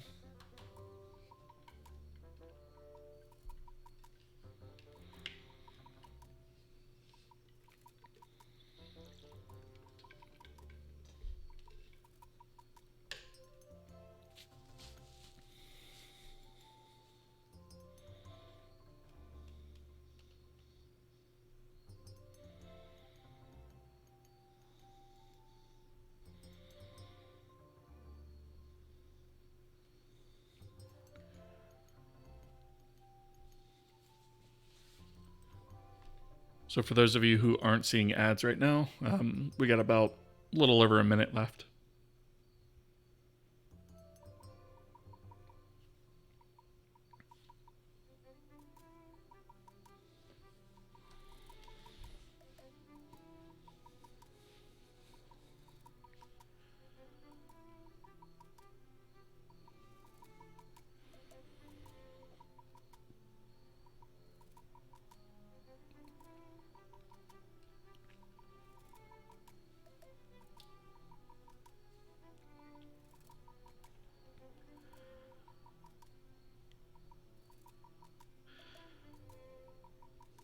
About 30 seconds left, and then we'll get back to it.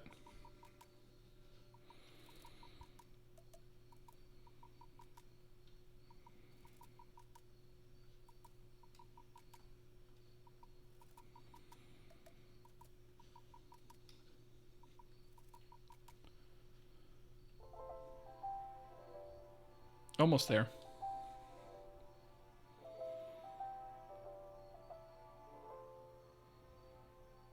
All right, and we are back.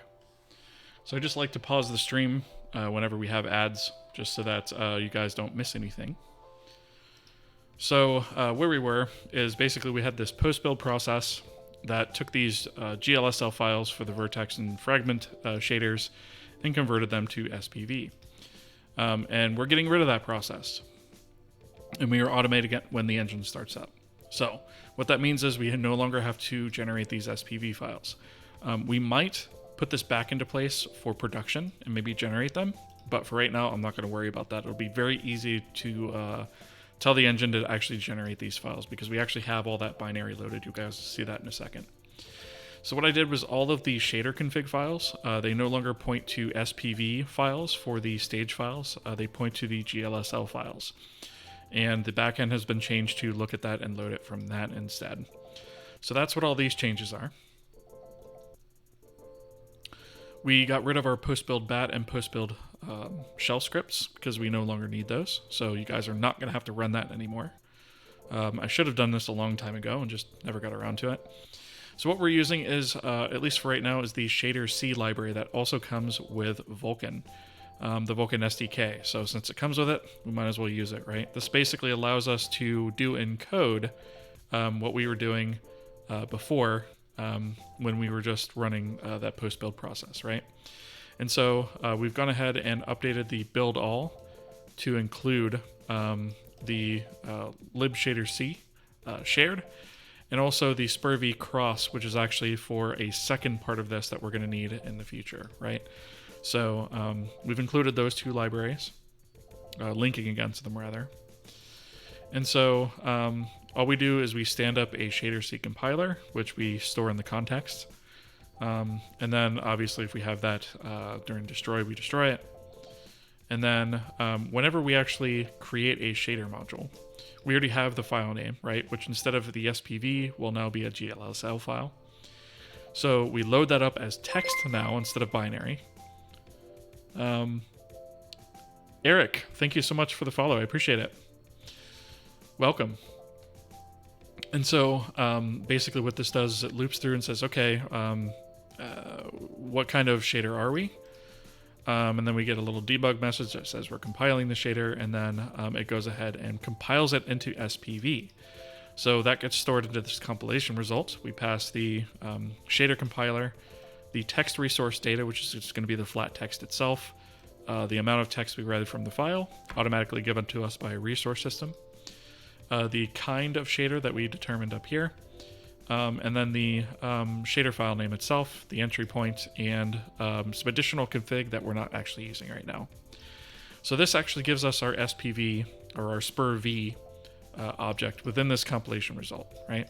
We're not using that right now for anything but actually feeding that to the shader module, but eventually we can actually use that for reflection as well. So that's something that I've been investigating off camera as well. We then unload the text resource. We check the compilation result to make sure that we got one first. We check the status of that. If we have errors, we go ahead and print them out and boot out and return false, right? Making sure to release that compilation result. And then if we did not get any errors, we go ahead and say, hey, we compiled successfully. We also check for warnings, and if we got warnings, we output those. And then we go ahead and we extract the bytes and the result length. So this is the raw SPV that you would also get from reading one of those SPV files, right? So this is that, and we literally just copy it over to a U32 array, right? And then we release the compilation result. And instead of using the binary resource data that we got from the SPV file, we feed in the result length and the code that we got from compiling it on the fly. And then we free our copy of the code here. We go ahead and we zero this out and continue as normal, right? So we've just fed that in line, and so nothing else after this changes, right? The only other thing is on Vulkan types in the Vulkan shader itself is the shader compiler. And then, I'm sorry, this is the forward declaration of the type. On the context, rather, is the shader compiler, right? And that's it. So this is kind of an important change in terms of quality of life. So I'm going to merge this into main now. Lol. It just moved this over here for 4 characters. So I'm just going to do that. All right. So we'll create that. And I'm just going to go ahead and merge it into main, right? Let's see. Okay. And we're going to nuke that branch. All right. And so what I'm going to do here is we're going to go ahead and commit this.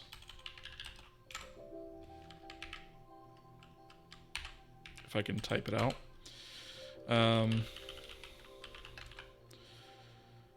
Finished implementation of UI standard UI system itself. Right? And then I'm going to back out to main. Pull that. Right? And so there's all that stuff, right? We've deleted those. Right? Git checkout standard UI, git merge main. Right? And then I'm actually just going to push this up real quick to our branch, and then come back here And you'll notice that these files are no longer there. The post build is no longer there, right? So we actually still have this loaded in memory. So what I'm going to do is, I don't know, go to test main and I'll close all the other buffers, right? And we'll do a clean and a build. And this will allow us to basically run without having to have that post build process get in our way anymore. So I'll go ahead and start this. And notice it still poops itself, but for a different reason. So console.log. We'll take a quick look at what this did. So here we can see right here, compiling shader compiled successfully. So we have all this stuff in here. All of these are compiling successfully, right? Right. Okay, so our configuration is invalid, and we actually caught that, which is awesome. So let's look at testbed main, actually, because that's where we're actually using this. UI. Right. And so we can say standard UI config dot max control count, and I'm going to set this to 1024 for now. Right. Build. Let's try running again. And we run. Sweet. All right, Headpatter, thank you so much for the follow and welcome. Let's see. I hate compiling packages with RID in C#. It's impossible. RID. It's not ringing a bell as to what that is.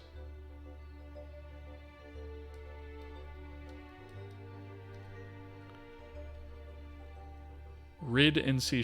What do you mean by that, Perry? It's also been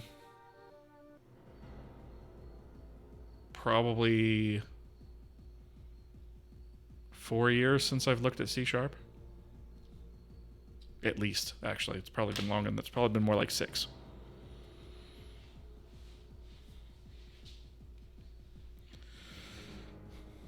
Let's just make sure this loads. Right. Okay, cool. So our engine does actually start up. This system initializes. Now we're not doing anything with it yet. That's going to be the part that we're coming up to next. So let's go to standard UI system H. So what we have is the ability to add controls now. Register them, update them, render them, and so forth. What we don't have is the individual controls themselves. So what we can do really quickly is we can try to implement, I think we probably should implement, so this is kind of our base control, right? It doesn't really have anything. It doesn't really do anything. We should probably implement this first, right? So I'm going to do this down here.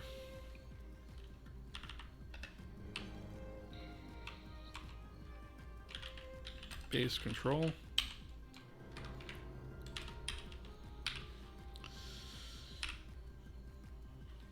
And KPI, we're going to say, let's start with a create, right? So we'll say B8. Ooh, I just realized I misspelled this. All right, I'll come back to that in a second. B8 SUI base control create, right? And from this, we're going to want the struct SUI control, right? We're going to want to take a pointer to that. And in this case, we're not going to have any config, but we need to have a void pointer or a parameter there to sort of satisfy that interface, right? And so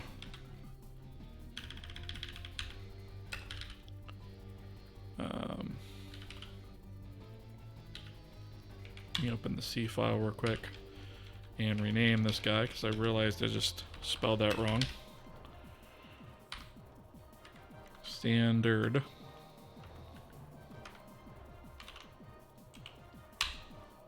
Right? That should have applied to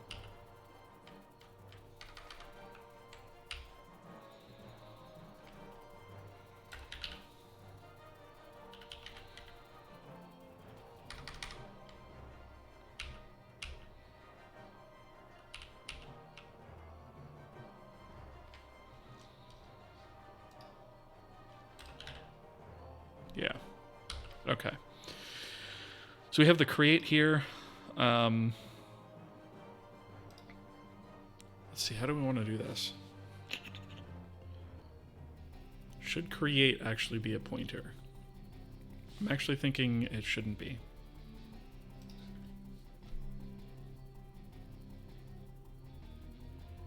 We don't need this.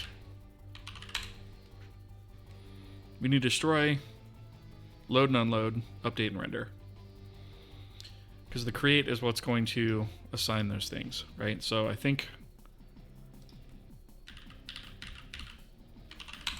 that will do it for us. Right, and that's going to be our base. And then void SUI base control destroy is going to just take the struct SUI control. In fact, instead of typing all these manually, I'm going to grab these.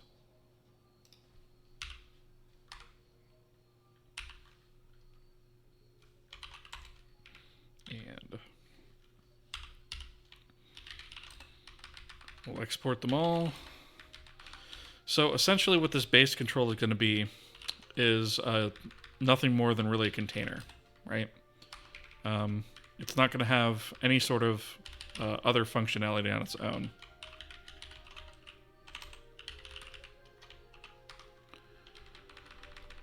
Let's go ahead and do this. Let's get rid of these. And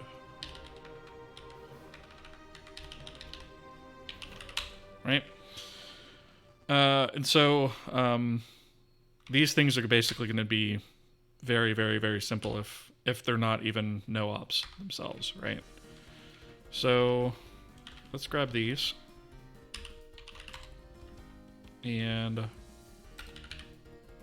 we'll go to the system C. This is eventually, we're eventually going to want to split this stuff out, but for right now, I'm just going to put it here. All right, so go to the exports here.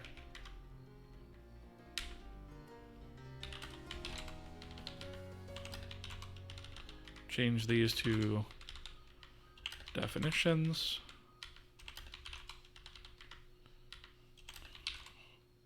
Right. Okay, so obviously, if not control, return false. Otherwise, return true. This pattern is going to be used here. Oh, this is going to be self, I guess.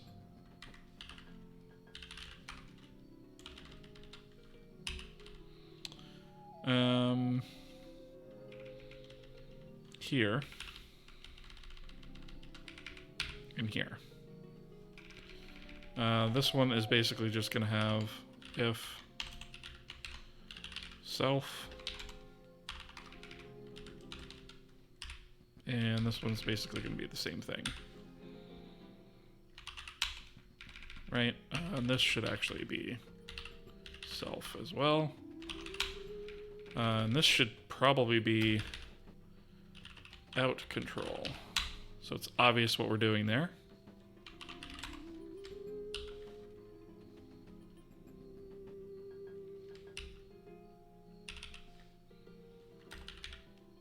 Let's go to the H file.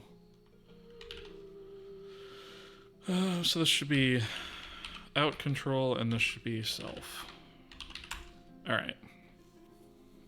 So that all looks pretty good. All right. What language is this? This is C. Pure C. We're not using C++ here. It's just C.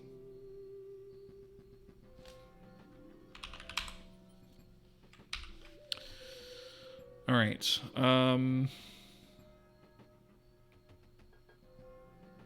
Okay, so create is literally just going to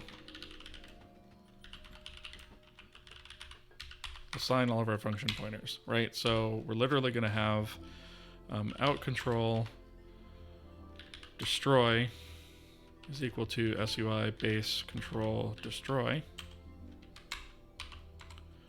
Out control load is equal to SUI base control load.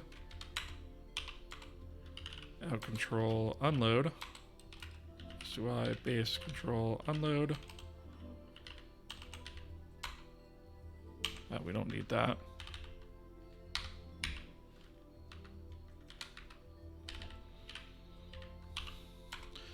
Out control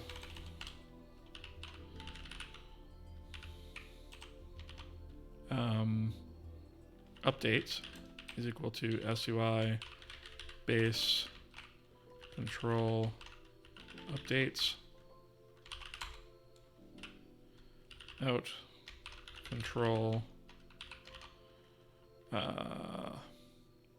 render is equal to SUI base control render. Okay. For some reason, it seems my IntelliSense died, which is awesome.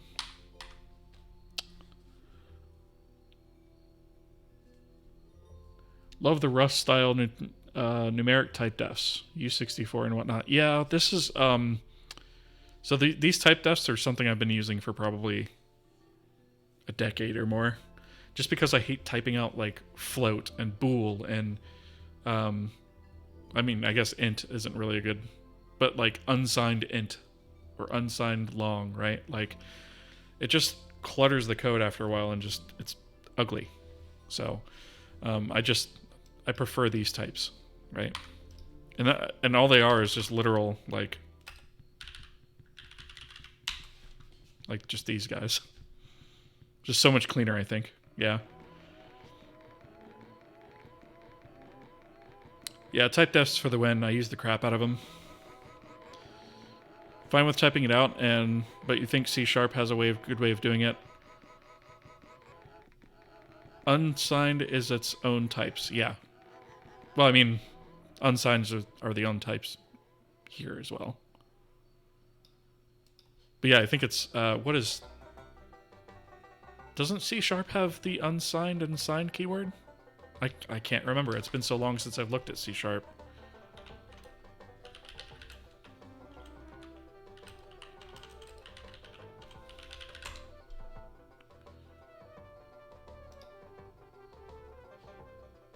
I thought C# did it the same way, didn't it? Oh no, it's uint, I guess.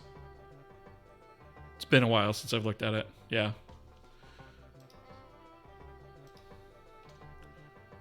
The other reason I like doing it this way is because, especially for graphics programming, this stuff is kind of important when you're talking to the GPU. So I just prefer it. Plus, you know the size of it in any environment. Yep. Yeah, same here. So I actually do static assertions here. Because I've gotten a lot of people going, whoa, well, you know, these could be different things on different environments. And I'm like, well, yeah, but they can't. Because I make sure of that.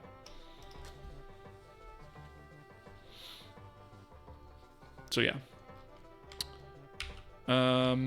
Okay. So I think, what else do we have? I think my code completion died for some reason. Let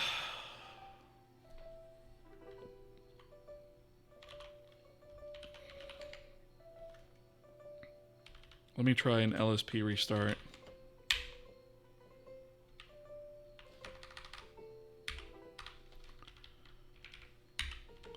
All right.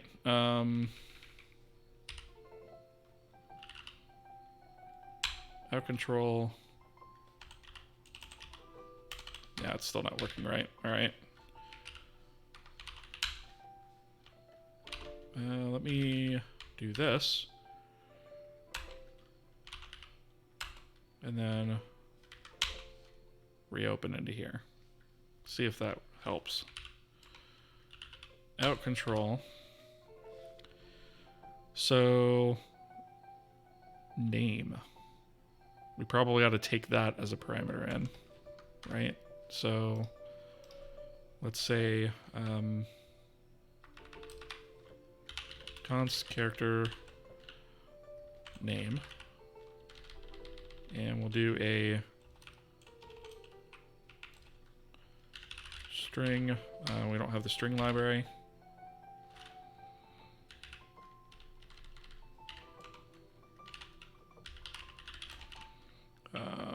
Core K-string. String duplicate name. You know what? Let me do.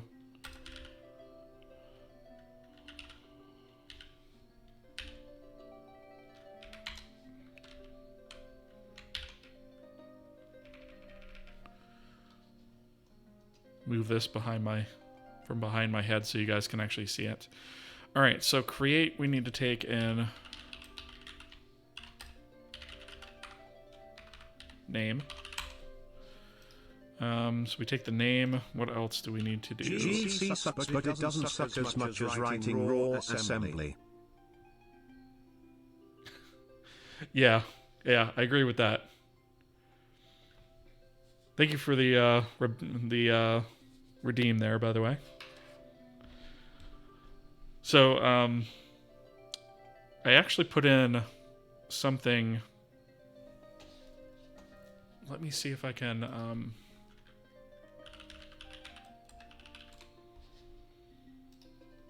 I actually put something in that I'm probably going to wind up switching out here in a minute, but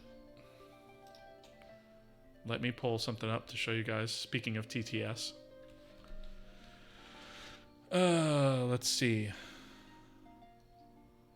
Where is the...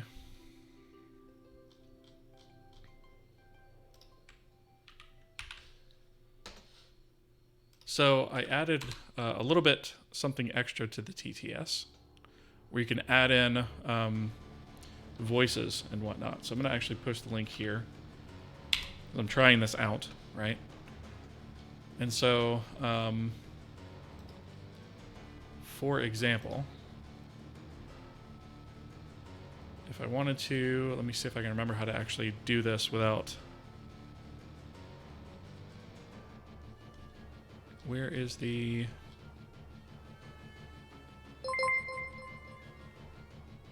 Int45, thank you so much for the follow. I appreciate that. Actually, I could just do it with channel points.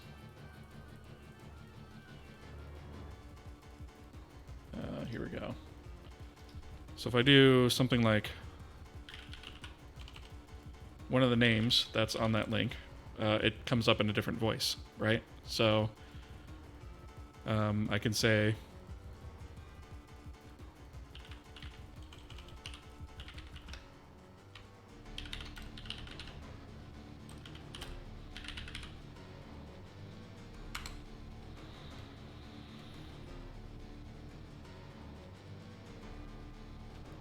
Hey man, GC sucks, my dude.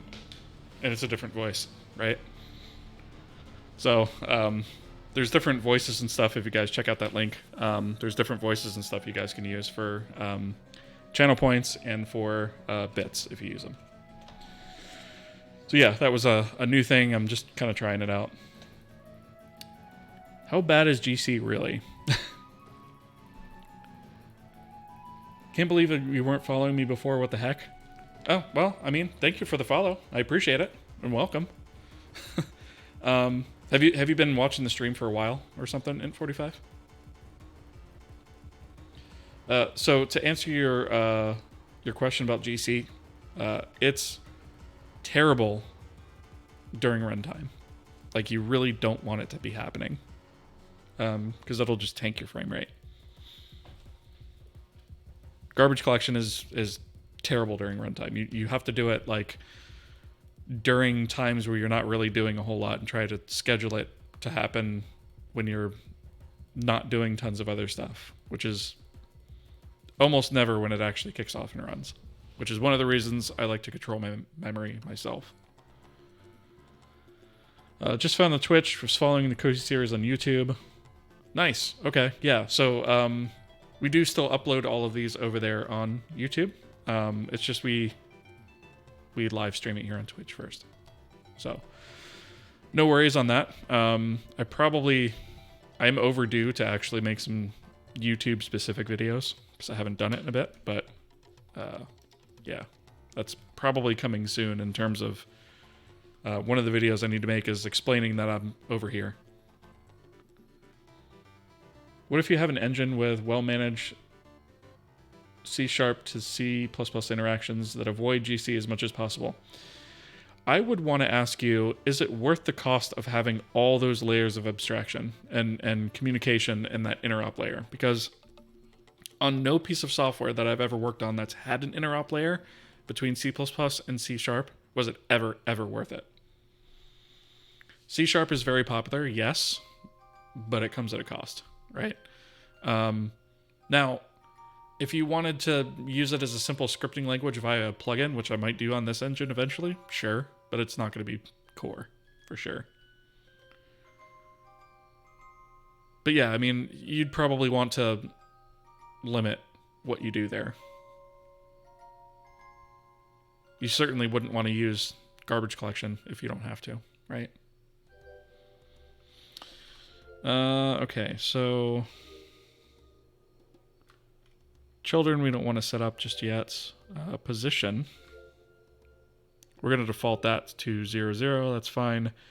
Is active is going to be false. Is visible, we're going to default to false.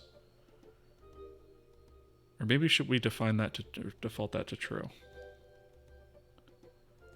Nah, I don't think so. I think we're going to leave everything else literally set to 0. So I think as far as defaults go, this is how we're going to roll, right? Because we don't want to assume something is active when it's created, because then you don't want to have to like race to shut it down as soon as you actually create it, right? That would be dumb. So in the case of destroy, we want to check first that we have self, and then if self name, we'll go ahead and get u32 length equals string length, and that's going to be self name, right? We're going to add 1 to that for the null terminator, right? And then we'll go ahead and say, don't we have a string? Does string free actually do? I think we might actually be able to just use that. String free. I'm not going to be able to see it here.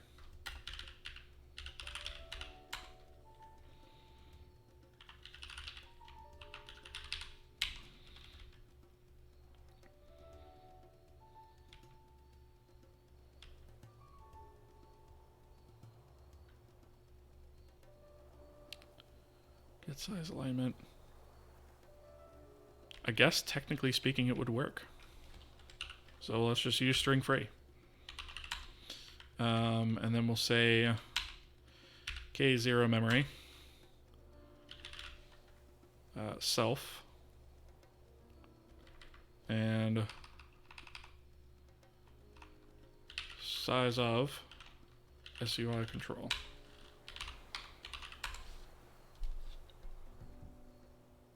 Cool. That's all we should need to do for that one.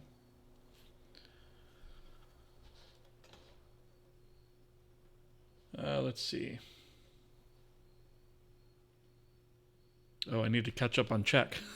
On chat. Okay, so why C over C++? So C is a much simpler language. It compiles faster.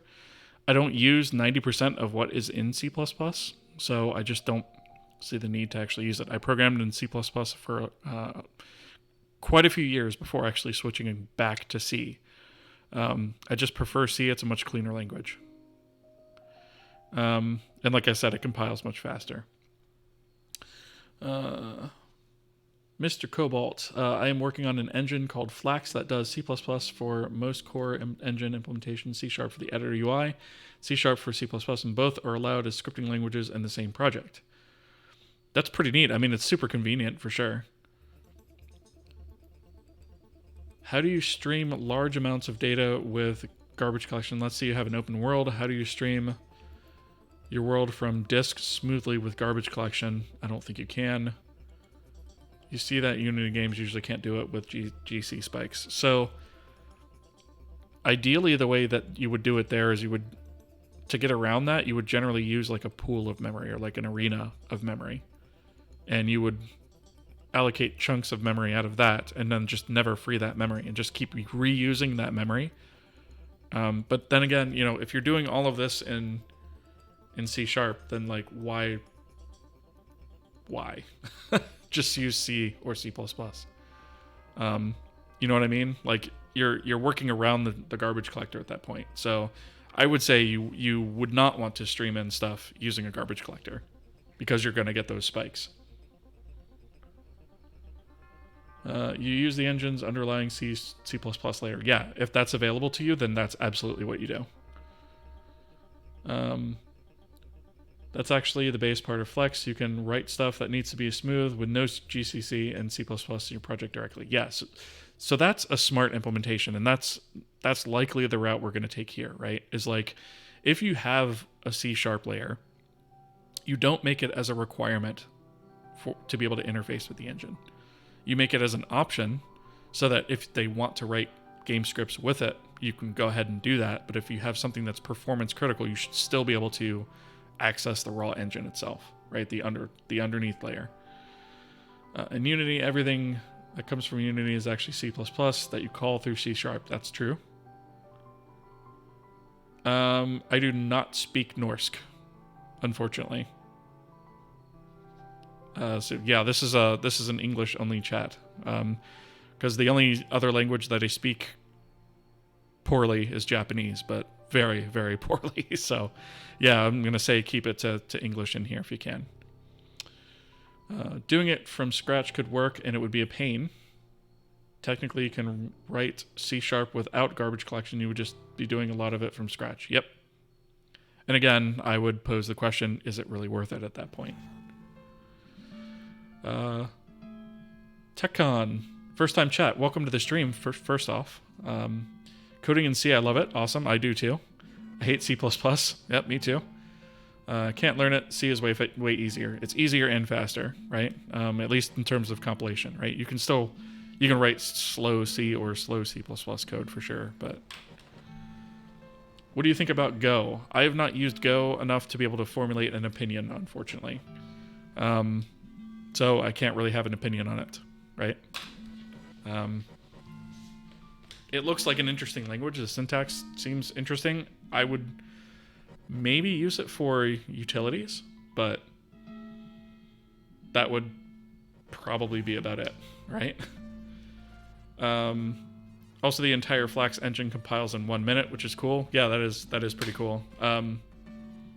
How big would you say your engine is so far?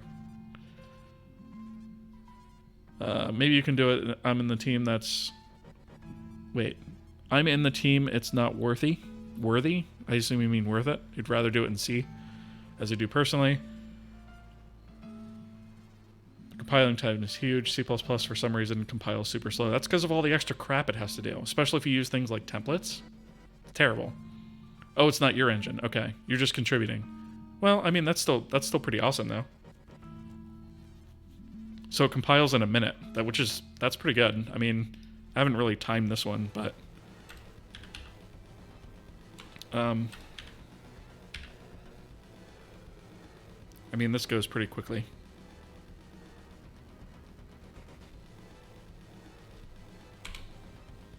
But again, it's hardly feature complete.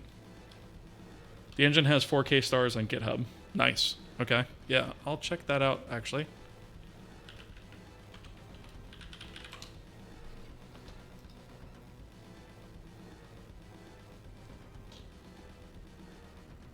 Oh, it looks pretty good, actually. Somehow I've not heard of this engine. Ah, stop it, Chrome. There we go. It's a pretty good looking engine, actually.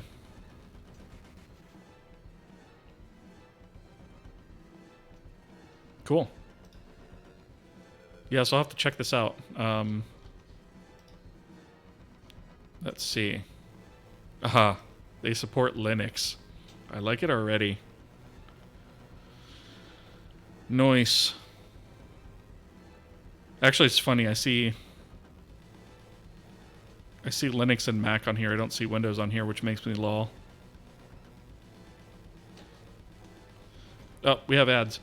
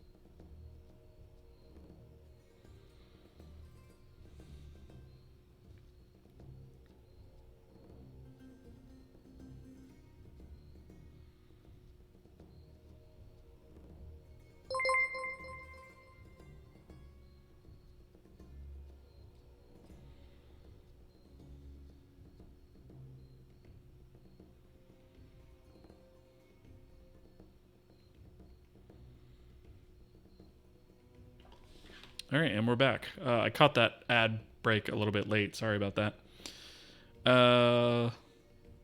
Sure, all the gentlemen here uses AdBlock. Probably, but I don't want to assume that. I'm in the Discord with the one guy who owns and runs the engine. Nice. Windows is the default download. Someone is making a Linux launcher for Flax. Okay. I've never found launchers all that necessary, actually. Like, why not just integrate that into the actual, like, as a window? Like, when you launch Blender, you get that little window that pops up, like, in the application, and then the application's ready to go. I've never found an external launcher to be necessary.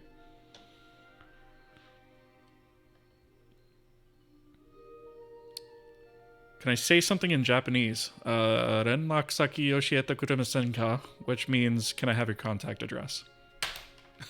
It's probably terribly pronounced, too. I can understand a lot more of it than I can speak.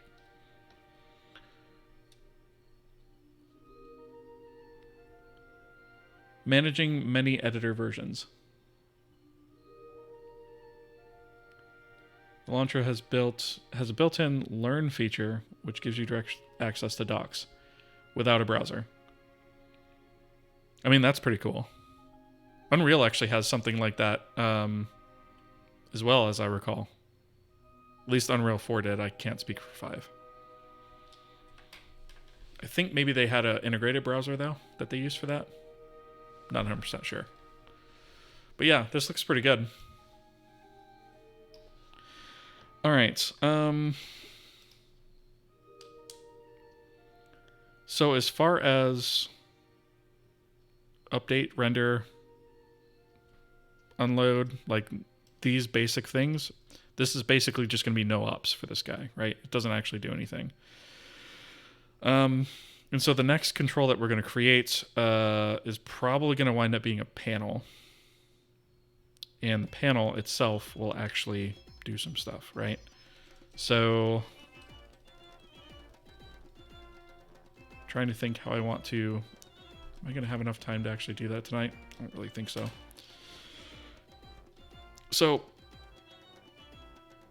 I think I'm going to leave that until the next stream, actually. So we have this this basic control. We have the ability to stand it up, and then we can also register it with the UI system. So essentially, our root, like what we're going to call our root node, will be one of these guys, and then any other container can be that as well. And then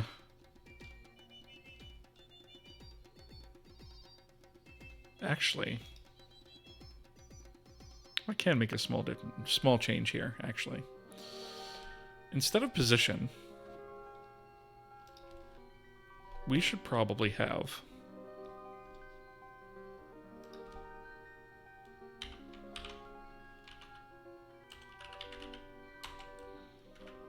transform.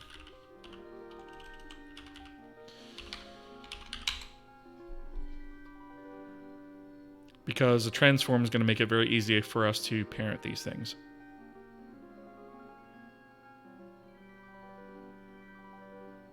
I think that, yeah, I think let's go ahead and use the transforms we already have instead of position, right? It just makes more sense. And technically speaking, this is for 3D coordinates, but we'll just ignore Z. The main dev was suggesting some of the launcher into the engine, though. Yeah, I would. I would just implement the whole thing in the engine, honestly. Maybe minus the browser. Although there's even ways to actually handle that. So, I don't think I mentioned it, by the way. IndieNer, thank you so much for the follow. Appreciate that. All right, so I think for tonight. This is actually not the entire diff for tonight, because we already committed a bunch of stuff earlier.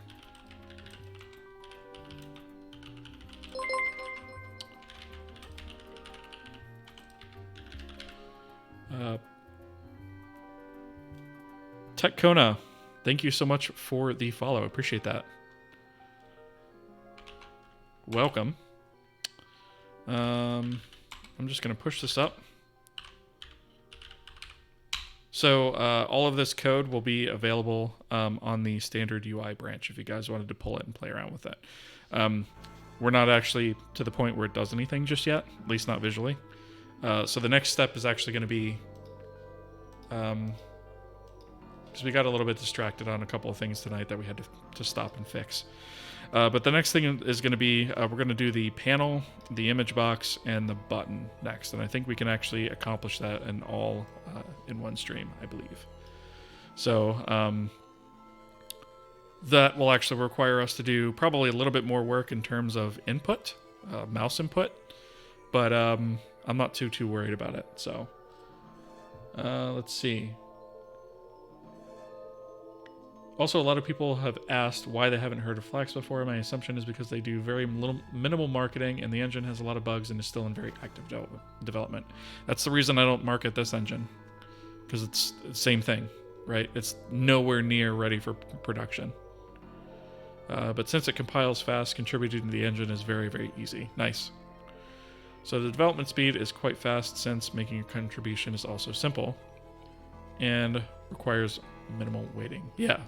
So that's kind of like what we have going here, right? Like people have committed code to this besides just me. So, you know, there have been other contributors who have added to this project as well. It is me doing 90% of it at the moment, but for example, like the initial Mac support was actually added by this guy right here. So he actually went in and did a lot of the initial heavy lifting for that. And I was able to take his work and sort of standardize it into what we have now. And so a lot of the Mac port is actually thanks to him. So yeah, we do definitely encourage, adding stuff to this. But it's not really to the point where there's a whole lot to contribute because we're still pretty early days, right? All right, so with all that said, I'm going to go ahead and drop some social links in here in chat. So this is basically like the YouTube channel where you can catch all of these archives. Definitely go ahead and subscribe over there so that you don't miss that. I'm also going to do, I've been working on some devlogs, which are going to kind of summarize a lot of the changes that we make.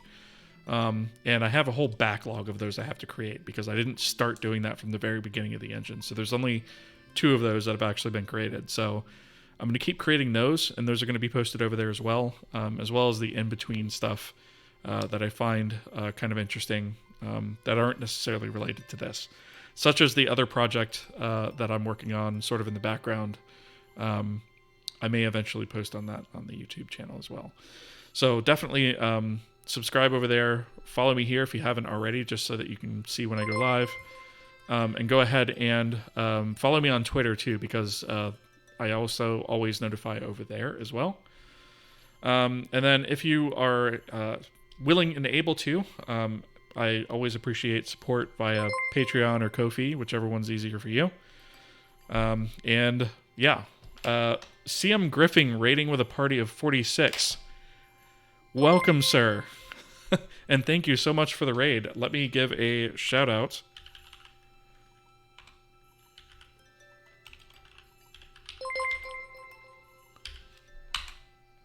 Welcome. Unfortunately, you caught me right at the end of my stream, but what I will do is I will quickly touch on what we're doing here at the channel. So welcome, everybody. So what we have here is we are building a game engine from the ground up using C and Vulkan. Thank you guys so much for the follows, by the way. I really appreciate it. And so we're building this completely from scratch. It started as a YouTube series, and now we're live streaming the development of this on Twitch. Oh,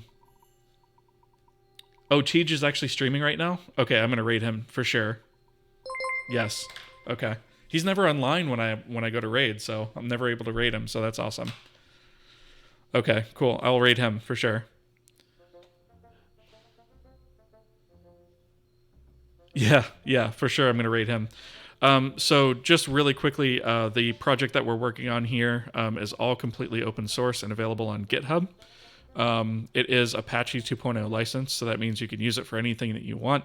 All I ask is that you give me credit, right? That's it. There's no royalties with this game engine. There never will be. There's no cost with it. There never will be. I survive purely on donations that are given through Twitch or Patreon or whatnot. So this isn't affiliated by or backed by any company or anything like that. It's just me. And so we actually do have a roadmap of features. If you guys are interested in some of the stuff that we are actually going to be adding to the engine, we have a whole list of things that we're going to be adding. We're working on the UI system right now. Yeah, there's links to my YouTube, my Twitch channel, which you guys are obviously on right now. And then GitHub, all that stuff is here at kohiengine.com. So let me read some of the chat real quick, and then I'll spam my socials. Actually, I'll spam my socials now and read some of the chat. So feel free to follow me on these various places. We have a Discord server, Twitter, all that kind of good stuff. So let me come back up here and check chat. All right. Double raid, yes. I'm going to raid Tej here in just a second. Bad Cop is going to help me make a C SDK for my feature flag tool, if that is something you would want at some time. Oh, that's pretty cool. I would be interested in checking that out if that ever happens, for sure. Been lurking, but just switched to the Nightfly theme with your custom colors. Love it. Awesome. Yeah, I actually, funny enough, I actually just switched off of Nightfly, and I'm using Adawada now, which is this theme. just because it has a little bit more contrast. It's a little easier for me to see. Let's see. Do I have...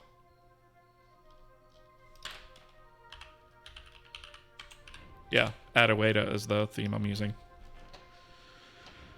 Okay. So let me get past my social spam here. Ooh, game engine dev, such a great topic. Yeah, I love it. I'm a giant nerd. I love developing game engines. It's very mathy and shiny, right? Doesn't really get any better than that. So, but yeah, unfortunately, you guys caught me at the end of my stream.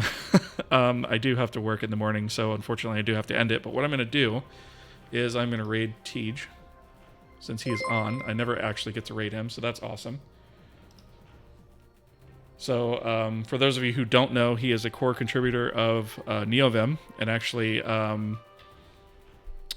Tree Sitter as well. He wrote Tree Sitter, so he's a cool dude. I try to hang out in his stream a lot, and now I actually get to raid him. So he raided me once, and now I get to raid him back. So with all that said, I'm going to go ahead and raid him. Thank you guys so much for stopping by. Don't forget to check out my YouTube channel, subscribe over there, and then follow me here for more game engine dev as we continue this project forward. Thank you guys so much, and I will see you later.